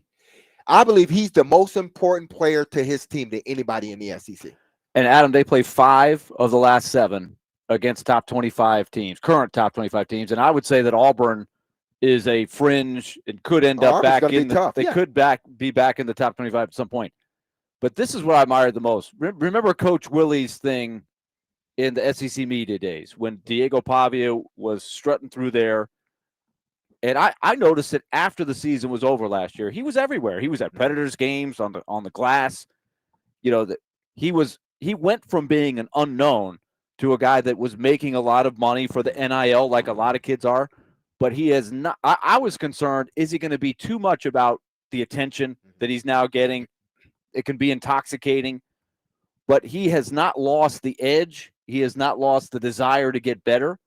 And that is admirable, especially with all the pitfalls that can come with the attention you get, the money you get. It's life-changing stuff. But he is still the same kind of guy that I see, with his team. He rallies the guys, and he's got all these things we're talking about on the field. He reminds me of Baker Mayfield at Oklahoma. He's not as talented as Baker Mayfield, but the attitude, the bravado, the brassness, the planting the flag in your field. That's the talking, then backing it up, regardless of who it is. That's Baker Mayfield. He's nothing but a Baker Mayfield, but not as skilled passing the football. But again, I think right now, if I had a vote, I would vote him as the Heisman. If you had to end it right now, I would vote him as the Heisman winner because of, now I get it. There's still a lot of games left to play, and he's going to have to prove himself once he gets in deep in the SEC. They've already played an SEC game. But based upon what I've seen, he is the front runner for the Heisman. It may change, but right now, from what I've seen, he's Mr. Everything. His team's good. I get his team plays hard. Those guys are doing well. They're well coached. But what he's doing, we have not seen this on West End ever, at least from my standpoint. I haven't seen this from anybody in the state of Tennessee, period, from a quarterback standpoint, all that he's doing. The last time Vanderbilt participated in a college game day was all the way back in 2008. Vanderbilt hosted Auburn. The Commodores won and improved to number 13 in the AP Top 25, which was its highest ranking ever in the AP poll. If Vanderbilt can pull this off on Saturday and defeat Alabama again in Tuscaloosa this time, and by the way, the line at the moment is Alabama minus 10.5. If Vanderbilt can win this game, they will absolutely catapult ahead of 13th in the AP poll. So I will rely on Willie for the historical significance, but based on what he said, and we were talking about this before the show, this could be the most pivotal game in Vanderbilt football history. I don't know if it's pivotal as much as it's the spotlight. It's must watch, right? Because of Pavia, it's fair. because of Alabama, it's because of its they've created a chapter 2 after the goalposts being thrown in the Cumberland, all of the shock and amazement of that win last year. Because here's the deal, and this you play Alabama, you got LSU coming to Nashville the next week, and then you've got Missouri, and then you've got this murderer's row of a schedule. Well, at Texas, you've got Clark this said unreal. The teeth of their schedule is right now. But even with that, like, I look at it from this standpoint. I want Vander to win. I think I'm gonna pick them to win, and I'm saying that right now. But I think more importantly, it's a big spotlight like this. It needs to be a game. It needs to be a game. It doesn't need to be, unless it's Vandy blowing them out, but it doesn't need to be an Alabama 42, Vandy 20. It doesn't need it. This game needs to stay close. I think that would. There's no more. I know Clark is not looking for a moral victory. He will probably close his ears with me saying this, but I'm not on the team, so I can, say this would be my opinion. I want them to win. I think they will win. But more importantly, I think it's how they play against Alabama. Now that everybody's watching, you said it's 2:30 game. Everybody's watching. 615-737-1025. Our phone and text lines are driven by WilsonCountyHyundai.com.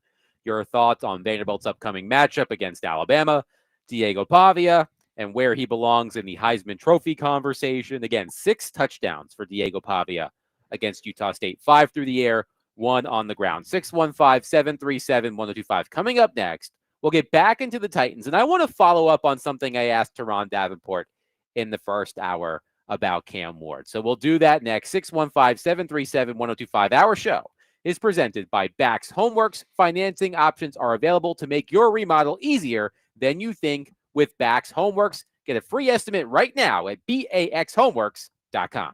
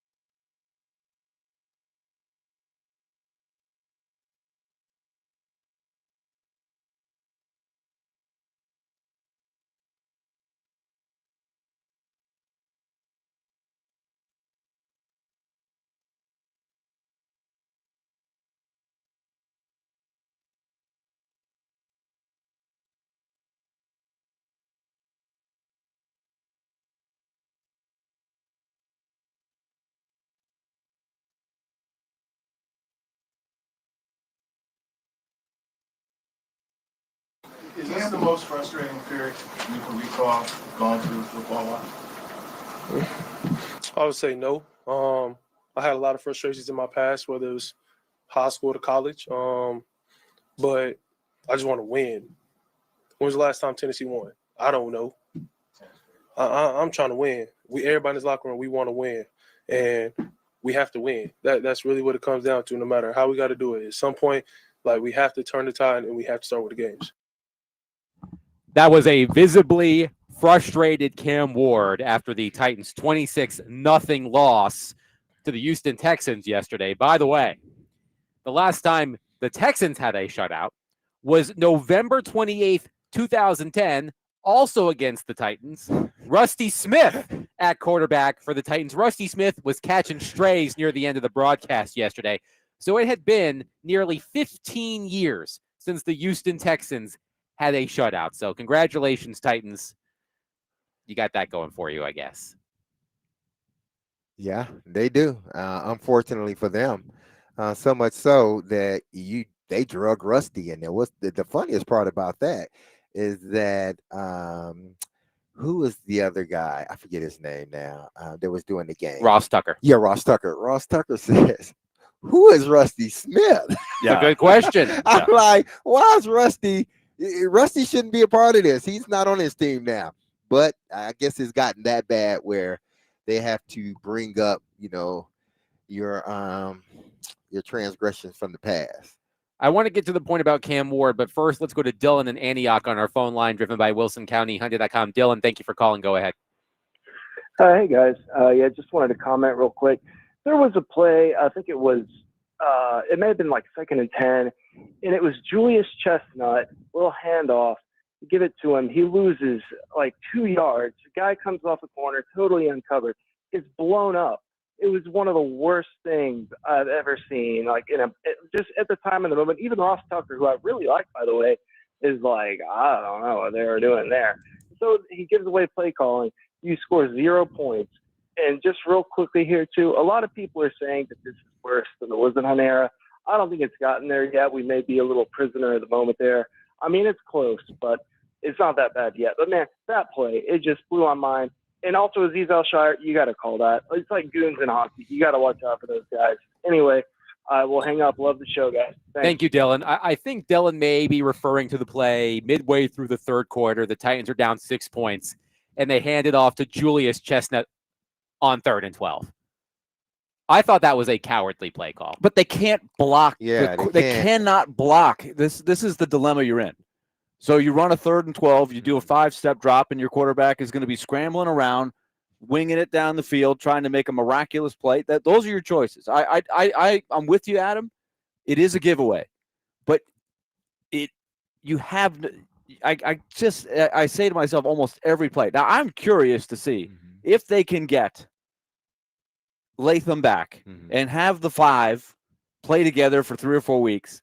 How much better it could look. Because right now you can't run anything. It is it's so hard and painful to watch because I feel for everybody. You can sense the frustration in Ward. You certainly can sense the frustration in Callahan and the coaching staff, but your options are so limited. Let's go to Gil on our phone line, driven by Wilson County Hyundai.com. Gil, thank you for calling. Please go ahead. Hey, how you guys doing today? Good, thank you. Hey, well, I don't want them to take off on me. Everybody be mad at me, but I feel that we should keep Callahan for the rest of the year. I mean, it's his offense. I don't see anybody on the coaching staff that could take over. We can't hire somebody else from the outside. But with that being said, I think all the pressure needs to go on Amy Adams to build a foundation because we can't even build a foundation with this team. And it's frustrating that year after year, we get defensive coordinators, coaches, and our players are all over the place. So now we have to get another coach that's going to say, well, these aren't my players. So now we have to figure players and all that out.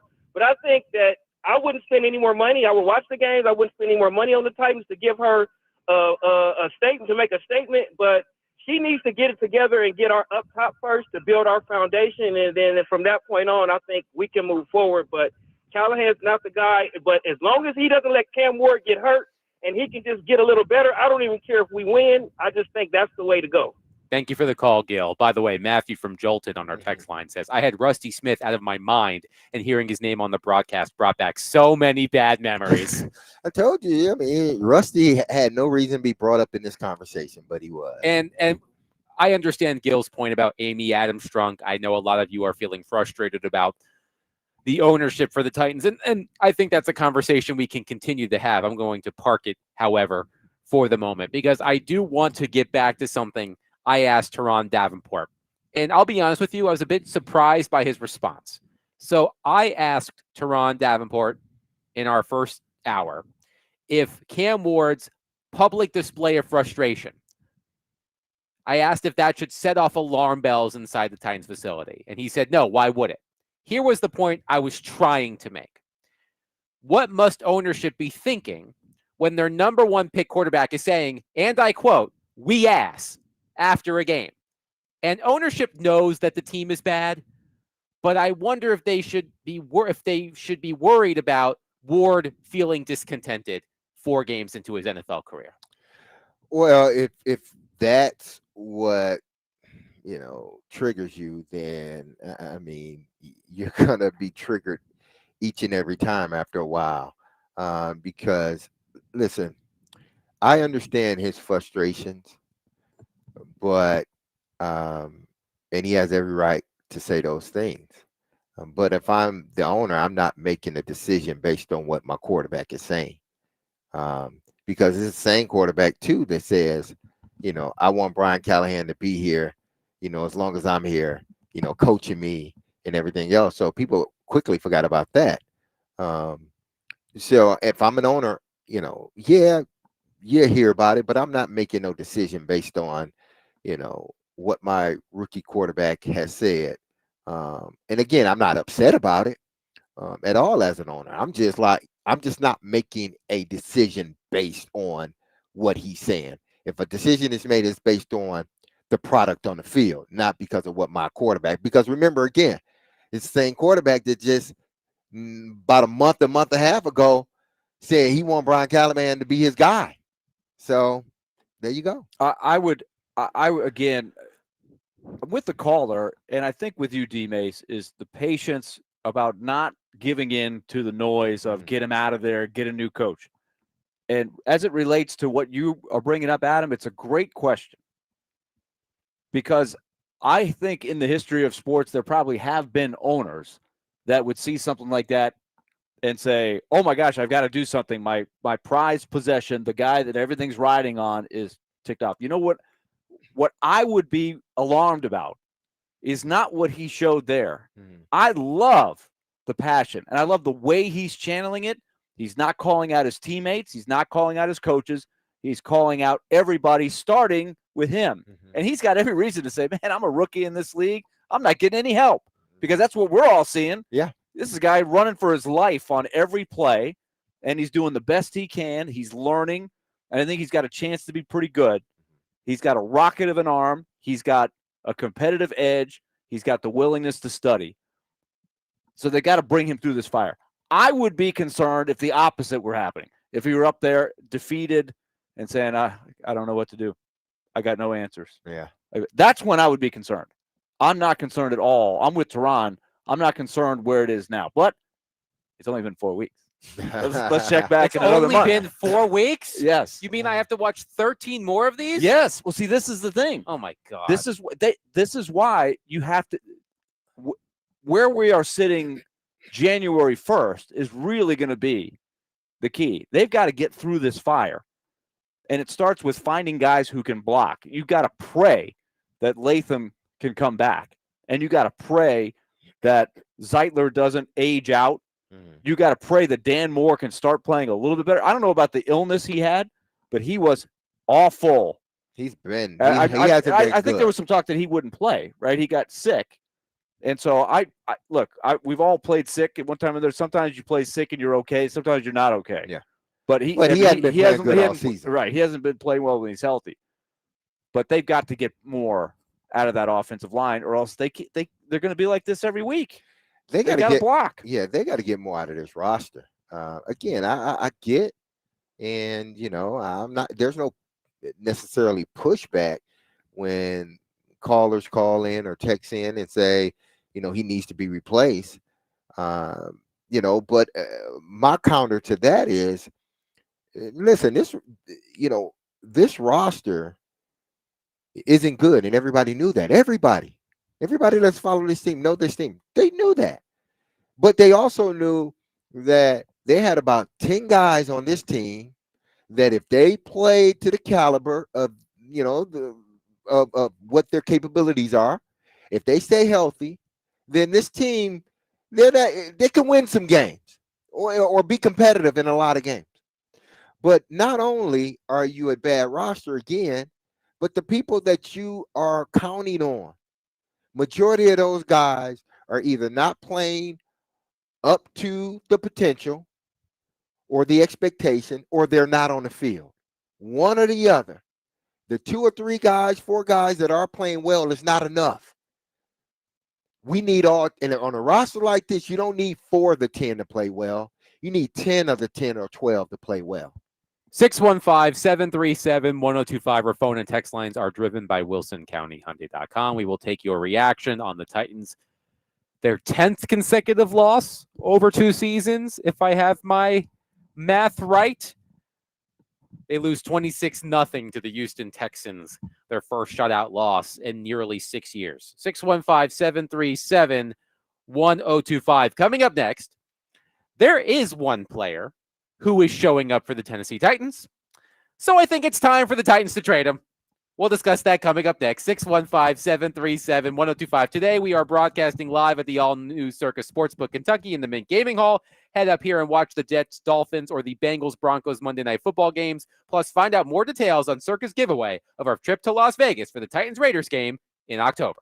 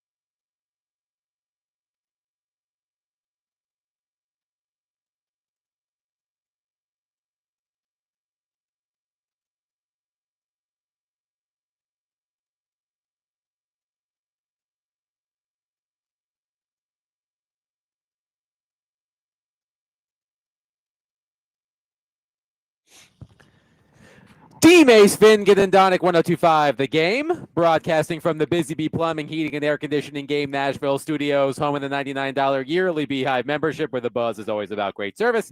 Willie Donick, Derek Mason, Adam Vingan, and David Janes here with you. I have some sad breaking news. One of Nashville's biggest power couples has separated. Nicole Kidman and Keith Urban separated after 19 years of marriage, according to Rolling Stone. Oh well. Oh boy. Wow, man. If things couldn't get worse around here, man. If Nicole Kidman and Keith Urban can't make it, who can? What are we going to do at the Preds games? Yeah. Who gets the suite? They'll have to sit They'll on have to get separate ends. Couple different suites. Yeah, have to so. get them in. Got to get them both in there if they want to come.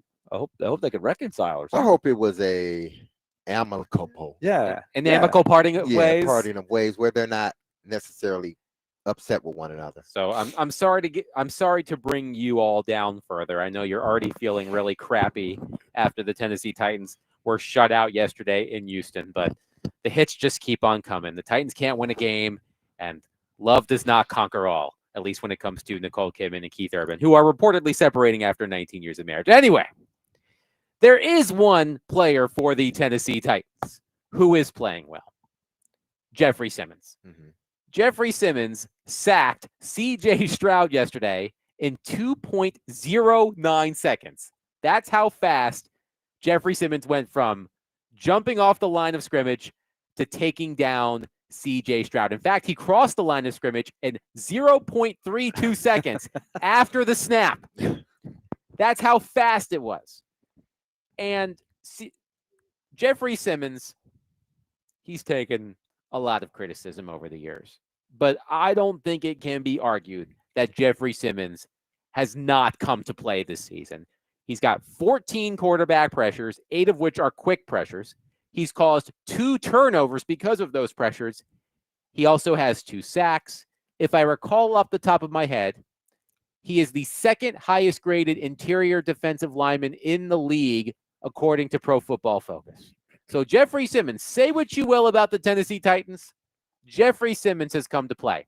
And that means it's time for the Titans to trade him. Plain and simple. Because I will go with what Willie Donick has said in the past. And correct me if I am misinterpreting your words here, Willie.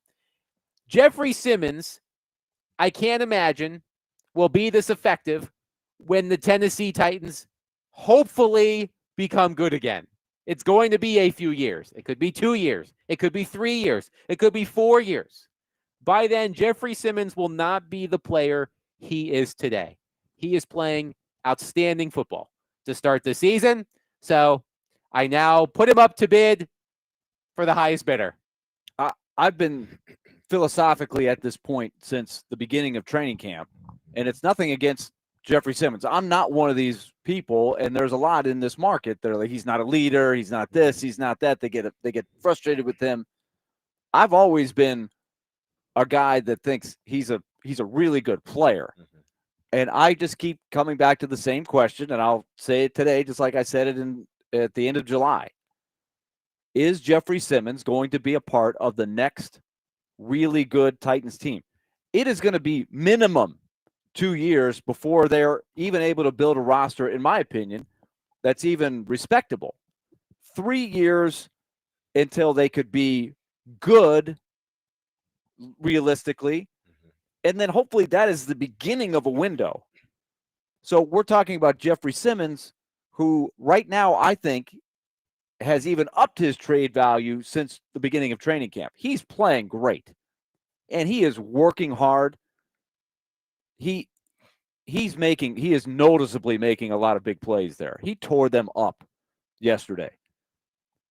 And we were talking about getting 2 top 100 picks, a first and then a blank. I think now you could get a first and then maybe a second. I'm looking around. I would be shopping him around to see, because I would have to think a contender is looking around saying, man, I'd love to have Jeffrey Simmons, and a team that's trying to win right now for the next couple of years could see Jeffrey Simmons being a big part, a difference maker for them, to where they would give up the draft capital.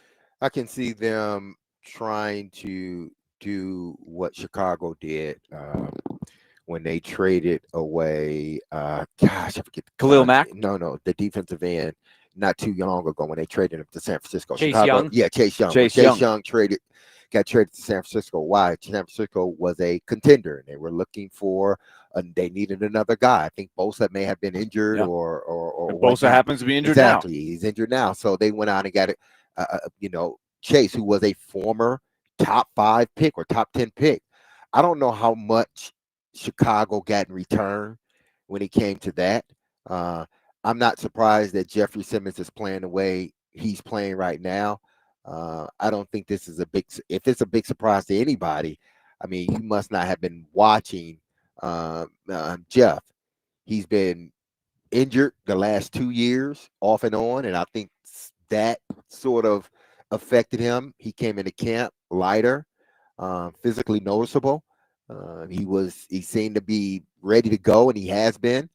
And you are going to get, and you have gotten, the Jeffrey Simmons that earned that contract. That's the guy that you're getting now. So I guess the dilemma you're in is this. I know it seems straight.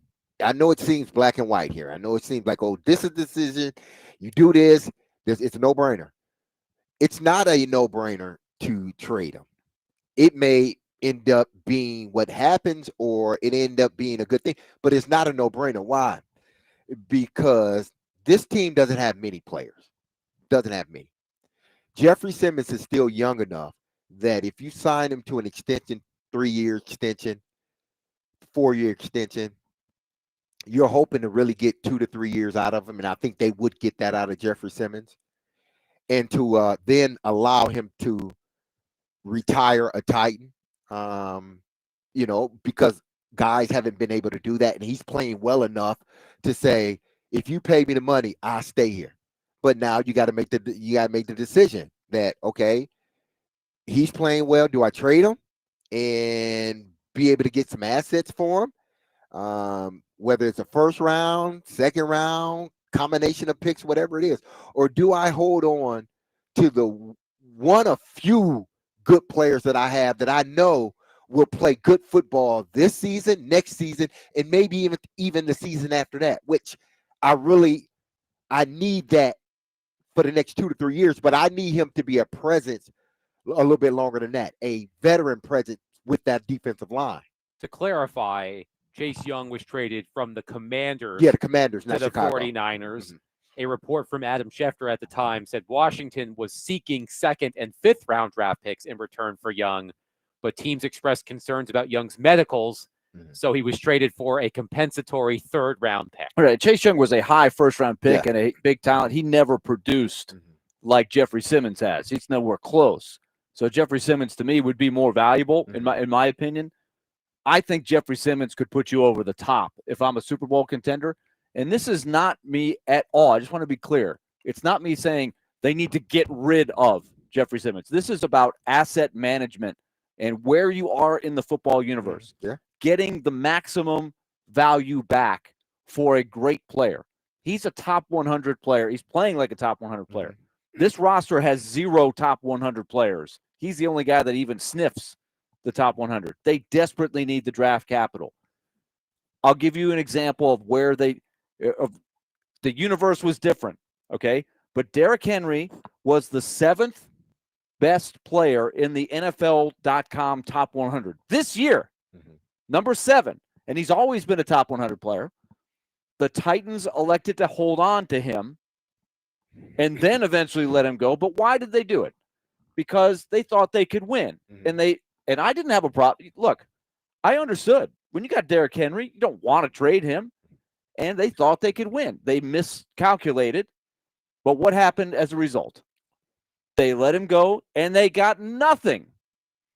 Not even a compensatory pick or anything for Derrick Henry. Okay, what if they don't let that happen with Jeffrey Simmons when your roster, you're going to lose with him or lose without him. No one's willing to give up a first round. Well, pick? then I'd have to keep him because I don't think you can't undersell him. You have to. I don't think any team, if they're looking at it, unless they just like, you know what, he is that one missing piece. That's what you're looking for. You want to find that team. He has to be that missing piece where we're going to win because of this guy being a missing piece. Anything short of that, I'm not sure how many teams are going to be willing to give up a first-round pick. That's what you got to – you may want a first-round pick, but what if everybody at the table say, I'm giving you pick number 38 then I'm holding on. or 39? The only thing the Titans can hope for if they don't trade Jeffrey Simmons is that they continue to be just dreadful. They have the number 1 pick in the draft again, and because they don't need a quarterback, they trade that number 1 pick, which they could have done, reportedly, this past spring, and they get the assets that way. Listen, they've got to be real about it. I'm not saying you tank or anything. You got to be as competitive as you can be. But this team needs to pick in the top 2 or 3, and they do need to trade down and get the assets. That's another asset management thing that is time-tested. They have the quarterback now. Mm-hmm. I was arguing they should have done it last year, but now that they have a quarterback that I give them credit. Well, they still got a top 10. It seems like they're still going to get a top 5 pick. They so should. They can do the same thing whether they year. keep him or not. Right. Yeah. But I think if you trade Jeffrey Simmons, you're even moving yourself further to the higher probability that you get pick 1, 2, or 3, where you could really do something with that pick and get the extra picks you desperately need. I didn't want to have to do this, but I went to tankathon.com.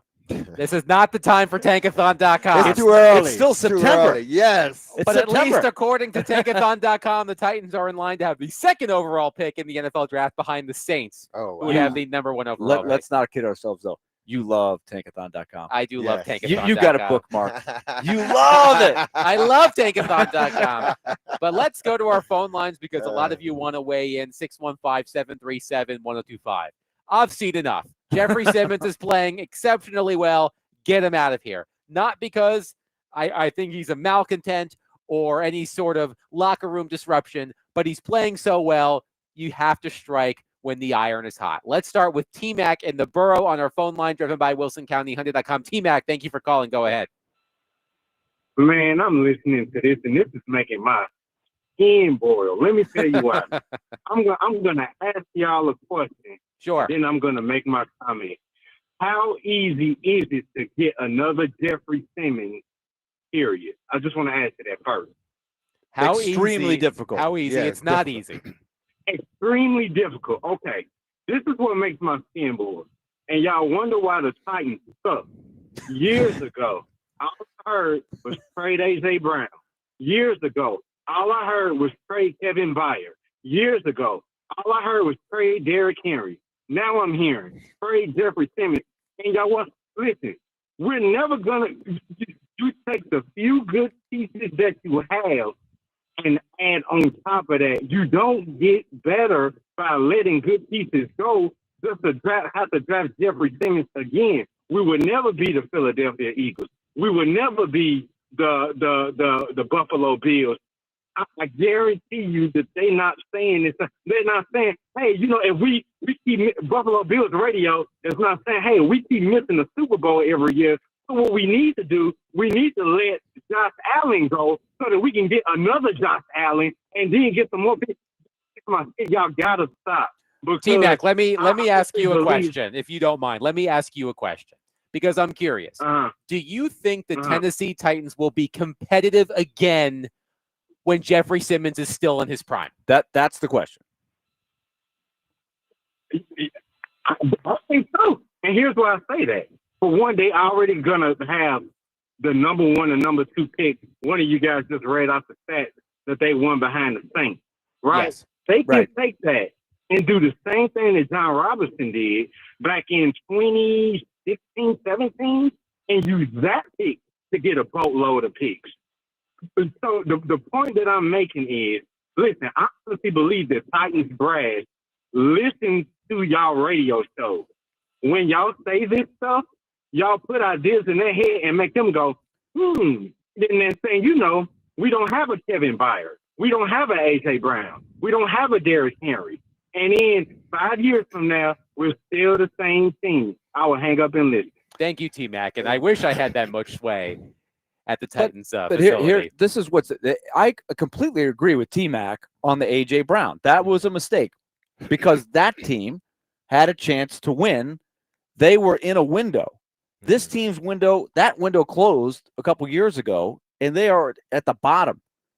A.J. Brown at the time was how old? 25, maybe? 25, 24. Jeffrey Simmons is 28. This is the back edge of his prime, right? He's got maximum trade value. This is my opinion. I completely understand T-Mac's A.J. angle. Brown was 24 when he was traded. 24. So that was a different set of circumstances and where the Titans roster was and where A.J. Brown was. This is a team devoid of talent, and it's got nothing to do with Jeffrey Simmons being a great player. It's the asset of Jeffrey Simmons and what you could get. I want the picks that you're going to get from finishing low and what you could get from Jeffrey Simmons. That's the fastest way back to getting the type of roster you're looking for. Like a Lions type of – the Lions flooded their assets. They traded Matthew Stafford. They got a bunch of picks.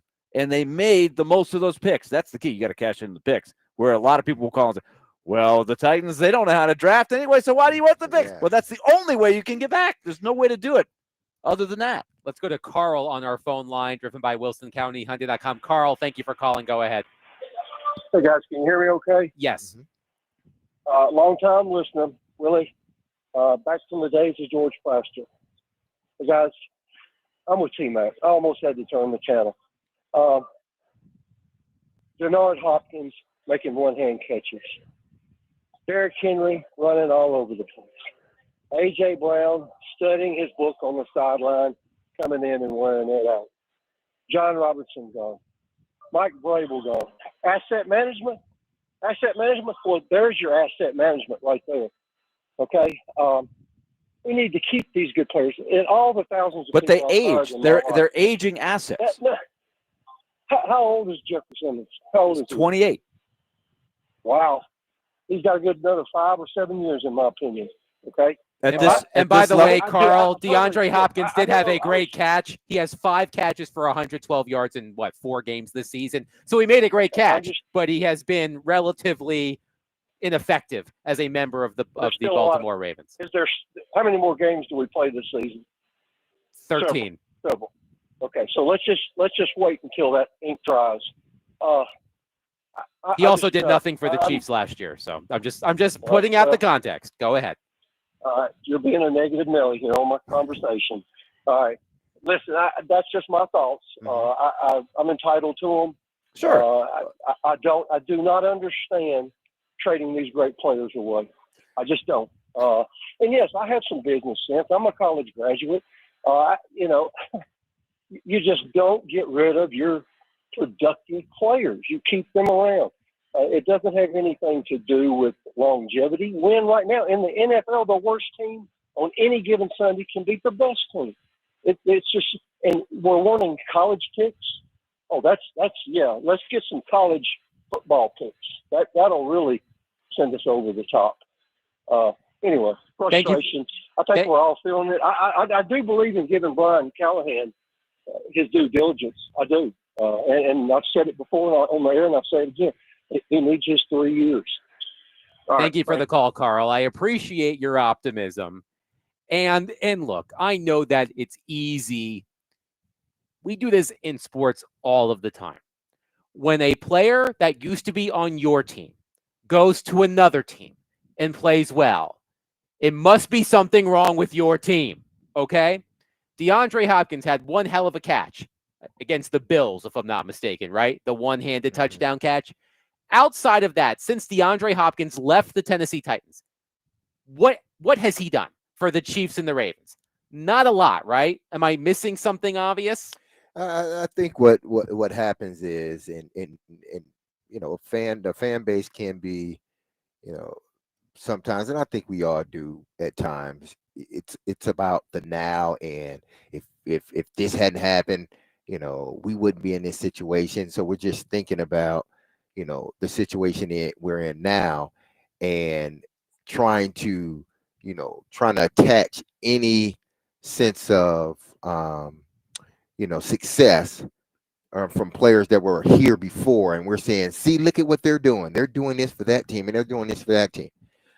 I want to say this because I don't think people really understand the lifespan or the life expectancy And when I say life expectancy, I mean playing, like at Yeah. a certain level. You just some people don't really grasp at how quickly that goes down year by year by year. And when you look at a player and he's played well for you, these organizations are trying to sort of look in the future, like based upon the history and everything else, where would this player be, in 2, 3 years? Where are we as a team? Can we still, if we have this player on our team, does he make us into a contender? Are we at a spot where we can be a contender? They tried that with Byard. They re-signed his contract. They gave Derrick Henry another contract. They gave Jeffrey Simmons another contract. So these guys that we're talking about are other places. They gave them second opportunities. And at the end of those, it just wasn't working. I am happy that they traded. Well, they didn't. Derrick Henry would. One, I'm happy they didn't trade him. But then two, I'm happy he was able to go somewhere where he has an opportunity to win a championship. His 1,900 yards, people, wouldn't have happened here. We saw the best of Derrick Henry here. That last year he was here. We saw the best. That offensive line has gotten horrendous since then. It's gotten worse than it was back then when he rushed for like 1,400 yards. And that was the best Derrick Henry we were going to see here. He goes to Baltimore, and he becomes what he can be if you put people around him that can do their job. When they chose not to sign him, they didn't have the individuals that was going to help Derrick Henry in a championship run. They knew it, and he's getting older. So you know what? Thank you, Derrick Henry. Go somewhere else. You can be productive, but we can't be each and every time reaching back. Like this player's doing this at this.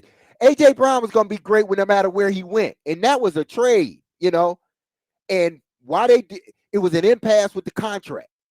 They didn't want to give him the contract. Somebody else wanted to give it to him. They got draft picks for him.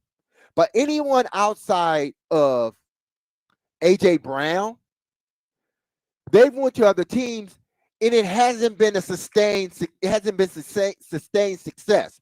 You look at Kevin Byard. They traded him away to Philadelphia. He didn't play well. He didn't play well in Chicago the next following year. I think he's still with Chicago. He's a declining asset. So they chose to move from him, and they got something for him. I understand the frustration is here, people. I get it. I'm frustrated with the team too. But I'm not going to continue to reach back and say, man, look at what Derrick Henry. He wouldn't do that here because we don't have Lamar Jackson and we don't have that offensive line. AJ Brown probably wouldn't be doing that here. Some of these, and that's the extent of it. Those two guys, nobody else. 615-737-1025. By the way, since DeAndre Hopkins left the Tennessee Titans, remember he was traded to the Chiefs, now he's on the Ravens, 46 receptions for 549 yards and 6 touchdowns, which is actually better than I thought. But let's not pretend that DeAndre Hopkins would have made a huge impact on this team. 615-737-1025. Our phone and text lines are driven by WilsonCountyHunter.com. I've seen enough from Jeffrey Simmons. The Tennessee Titans are going nowhere with Jeffrey Simmons, and the best course of action is to trade him. Not for anything he's done poorly, but because of how well he's played. I know that sounds odd, but that's where I am. We'll continue to take your thoughts on it. 615-737-1025. Willie Dunnick, Derek Mason, Adam Vingan, 1025 The Game.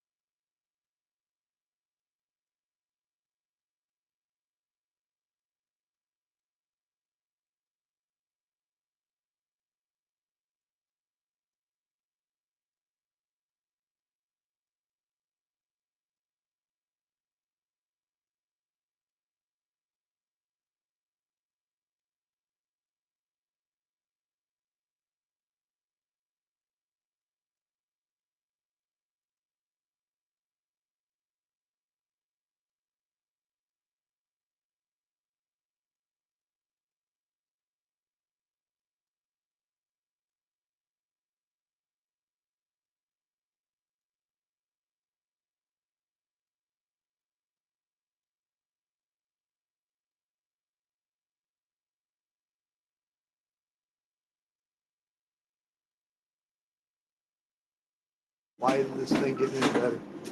Because we're playing bad football. Simple.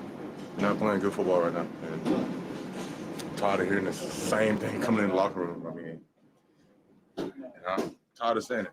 We got to play better. I'm tired of saying it. It's like, this is the NFL. They wanted more than us. They played like they wanted more than us. And we're not playing good football right now. That was Jeffrey Simmons after the Titans shutout loss to the Houston Texans yesterday. Willie Donick, Derek Mason, Adam Vingan. I've seen enough. The Titans need to trade Jeffrey Simmons. And I pissed a few people off in the previous segment. Let me summarize my viewpoint on this before we get to your calls, because I see them and we want to hear from you at 615-737-1025. The Titans need to be proactive, not reactive. Jeffrey Simmons is playing well right now. He's playing exceptionally well. Again, 14 quarterback pressures, 8 quick pressures, 2 turnovers caused by those pressures, and 2 sacks. He's got a high pass rush win rate. He has an excellent grade on Pro Football Focus. He's playing exceptionally well. Jeffrey Simmons will be 30 years old when the stadium opens. How many prime years will he have left at that point? And rebuilding teams, not just in football, across all sports, get themselves in trouble by hesitating to pull the trigger on these types of moves. Oh, we'll hang on to Jeffrey Simmons. Maybe we'll turn things around. But let's be honest with ourselves. What are the chances that Jeffrey Simmons will still be in his prime when the Titans become competitive again? I have serious doubts about that. But let's get to your thoughts. 615-737-1025. Let's go to Ryan in Brentwood, who has been waiting patiently. Ryan, thank you for calling. Please go ahead. Great show, guys. Y'all are right on point with your perspective. This is the best time to trade Jeffrey Simmons for assets. If you can get a first-round pick for him, you do it. And if you're going to be the first pick overall, you would trade down to get a good defensive end, and that's what we need as an edge rusher. I mean, it'd be the same thing with the Predators. The best time to trade Roman Yossi is right now because he's a depreciating asset. So you would put Phil Forsberg as the captain. I mean, this is the best time to do all that. Thank you for the call, Ryan.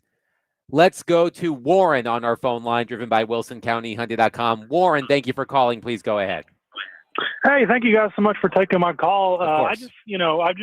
I've just been hearing, some of these other people talking about how, this all makes no sense. I mean, this is how you run a franchise. Whenever you have a salary cap, you only have, so much money you can spend on players. So, you can't go out and buy a whole offense and a whole defense to, put out there. You have to look at where you're at. And if you're not at a place where you're going to win in the next, 2 or 3 years, you kind of have to look at, okay, well, what can we potentially get rid of to load up for hopefully in, 3 or 4 years whenever we can look at being competitive then. And I think you guys are making complete and total sense. Thank you for the call, Warren. And I think we're making complete and total sense. This is a different vibe from the previous segment when I was called a negative Nelly or negative Nancy. I can't remember which one. Either way, I'm insulted. We've gotten a lot of texts on our text lines driven by WilsonCountyHunter.com saying, well, the Titans show that they can't draft. So if you're trading Jeffrey Simmons, you're not going to get another one because the Titans can't draft. And the Titans draft record in recent years, we've talked about that so many times. It kind of nauseates me every time we bring it up. But that's why they are where they are. Right. But Chad Brinker is on record saying that he wants a certain number of top 100 picks over the next few years. I want to say it's 12 over the next 3 or 4 years. I can't remember the exact number. One of the few ways the Tennessee Titans can accomplish that is by trading Jeffrey Simmons. Again, the other way they can accomplish that is by continuing to be bad, or in the words of Cam Ward, ass. They can continue to be ass. And I can say that because he said it. I'm quoting him. He said, and I quote, "We ass." The Titans can continue to be ass and then have the number 1 or number 2 overall pick in the draft again, trade down, get the assets. I guess theoretically then you could keep Jeffrey Simmons. But Jeffrey Simmons is the only player on your team right now who other teams would, I believe, pay a premium for. And if you couldn't get the premium, I think D-Mace, you made a good point. Then you do hold on to him, right? You got to get what he's worth. You're not giving him away. But to all the people that on the text line, and because we've gotten this a lot over the last couple of years because they have drafted so poorly.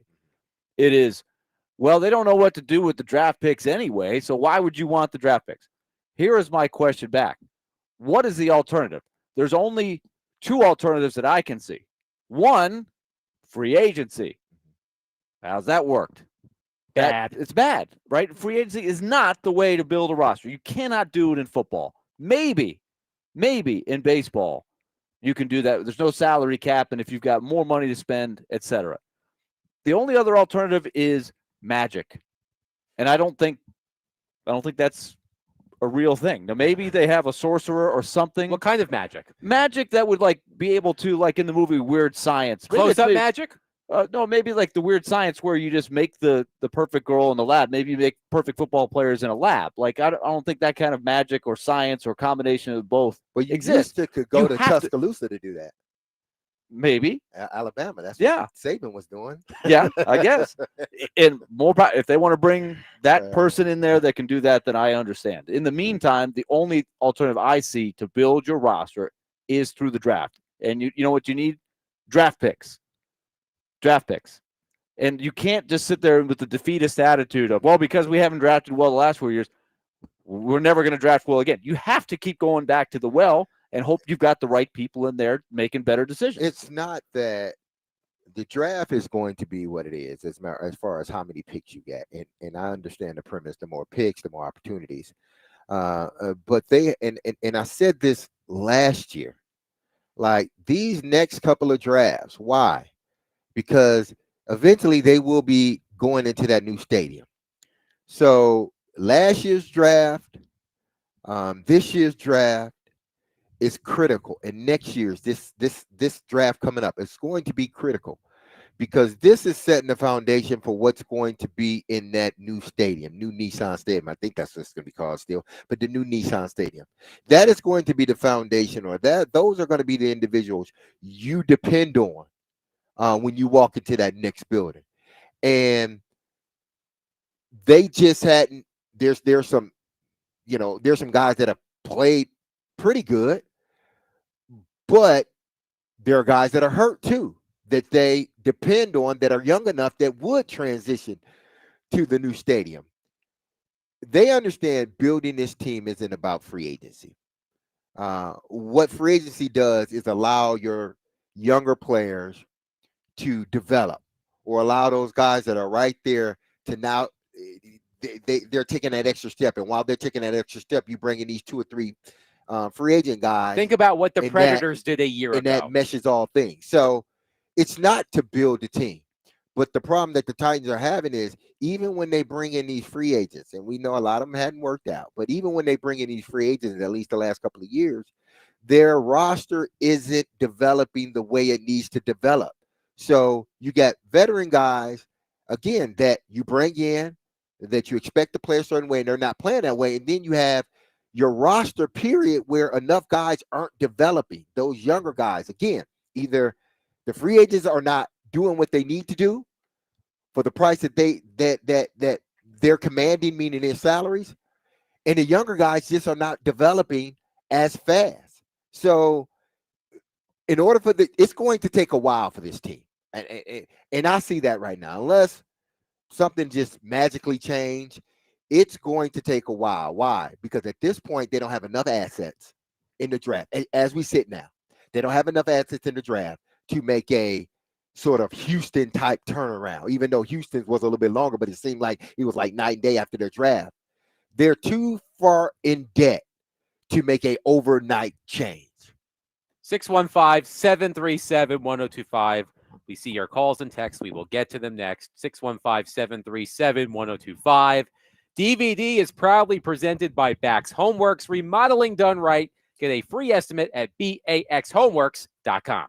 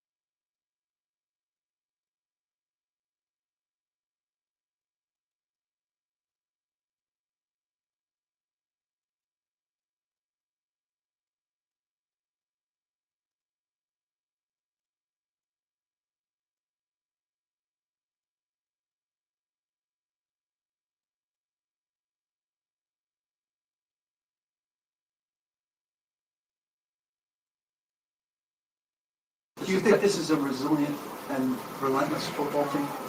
I know what you're doing there, Paul. I know what you're doing, and I'm not going to answer that right now. Well, I mean, those are the themes that we've tried to cast on this football field. You're 20-some games in. Yeah. And you're stuck. I'm just compose myself here before I say something I regret. But yes, I think this team is resilient. I think it is relentless. We haven't played good enough football, and I think those are two very distinct, different things. We have to execute at a better level. We have to coach better. That's really all I can say. Derek, I think what Brian Callahan wanted to say to Paul Kaharski at that point was, catch me outside. Schoolyard bash. Schoolyard bash. But man. I did get a kick out of that. But again, I likened Brian Callahan to Sideshow Bob in the episode of The Simpsons, Cape Fear, when he keeps stepping on the rakes and smacking himself in the face. Brian Callahan, he falls for these traps that reporters put down for him from time to time, and that was another one. But that sort of went to my earlier point about Brian Callahan seeming defeated to me, getting riled up over things like that.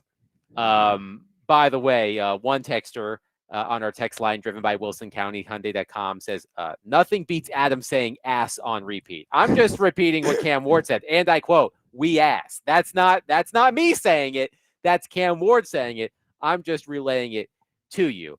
Let's go to Brad on our phone line. Brad, thank you so much for calling. Please go ahead. All right, thanks guys for having me. So, I don't think that the Titans need to rely on magic. I do think that the template is actually already there. And if you look at, how you supercharge a rebuild in the NFL, you need a lot of picks, not just one. Jeffrey Simmons being traded and getting a first-round pick, that would help. But if you look at recent history, this is setting up very similar to the 2015-16 Titans. We already had our quarterback with Marcus Mariota. We picked high, number 2. But it was the next year that we were the worst team in the NFL. We traded with the Rams, and we got 6 top 100 picks for that one pick. And I think if we're all being honest, we are heading for a top 3 pick in this year's draft. So we need to do something similar. And then when you get those picks, everybody thinks John Robinson was a miracle worker. If you go back and look, he had 6 picks that he got for the Rams. He got 3 All-Pros, and he had 3 busts. He hit 50-50. The thing is, you need the bullets. You can't hit on everything. You need the draft picks. I'll hang up and listen. Thank you for the call, Brian. I could not agree with him more. He has laid it out. If you didn't listen to me, listen to Brad. The check is in the mail, Brad. Well done, Brad was not a plant. We did not have Brad call and say, hey, Brad, read all of these things. No, Brad did that on his own. You go, Brad. Let's go to Tim on our phone line. Tim, thank you for calling. Please go ahead.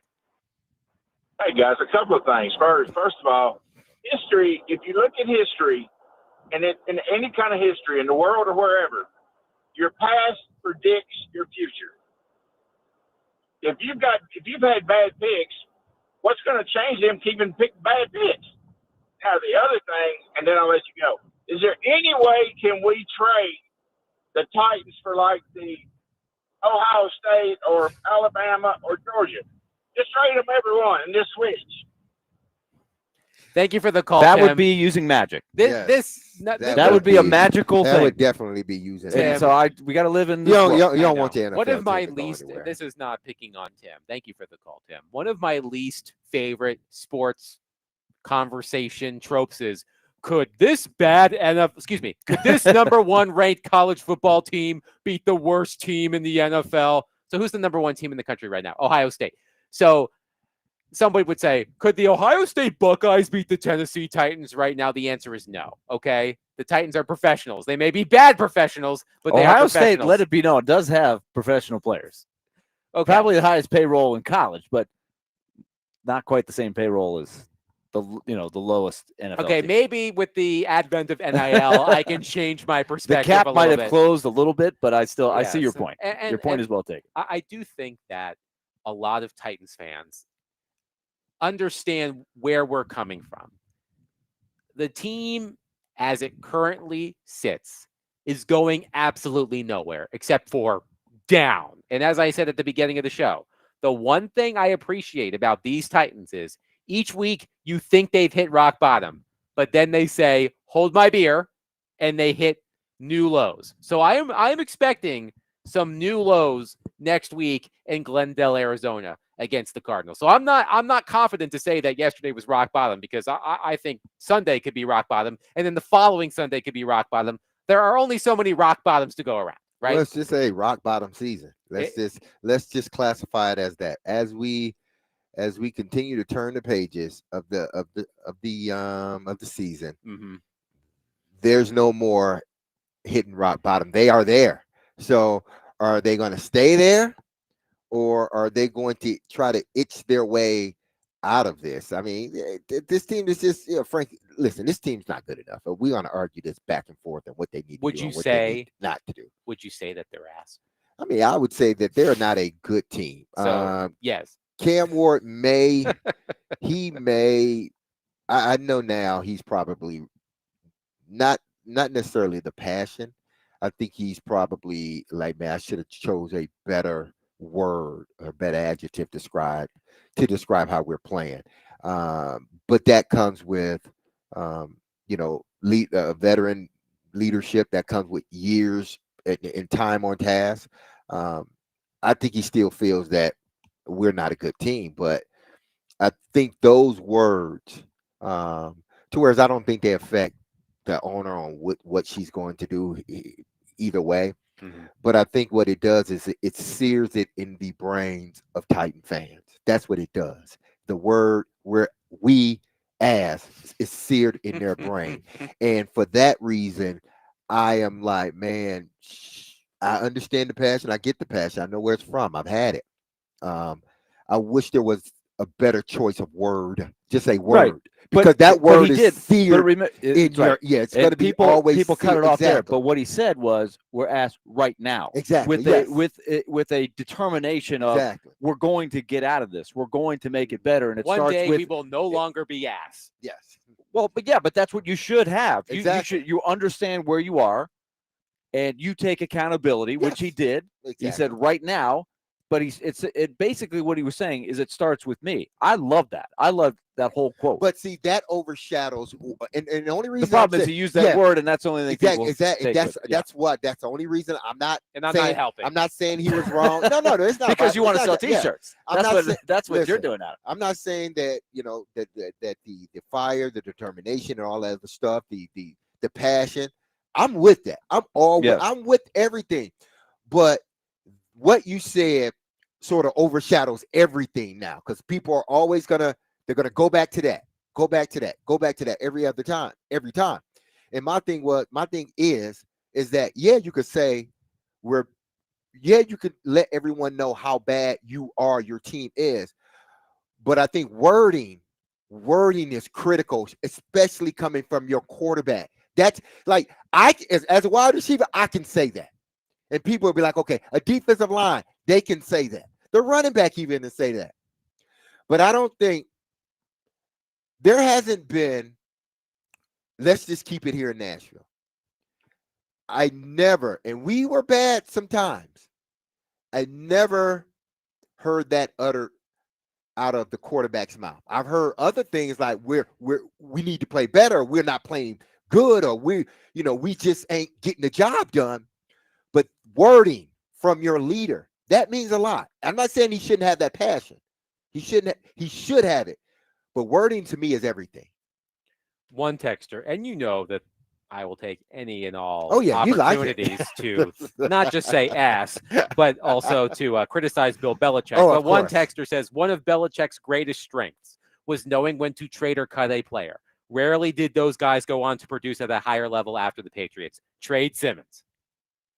Well, I mean, yes, but you can do that when you have Tom Brady at quarterback. Yes. When you're winning Super Bowl, you can do that, because when Tom Brady isn't your quarterback, you got to try to hold on. He tried it when Tom Brady left. All that stuff. What happened? It didn't work, because that's the total equalizer. That quarterback is the equalizer. Why do you think Why do you think the Chiefs, they don't mind letting guys go and bringing guys in? Why? Because we got Patrick Mahomes. Mm-hmm. He'll smooth everything out. So I'm just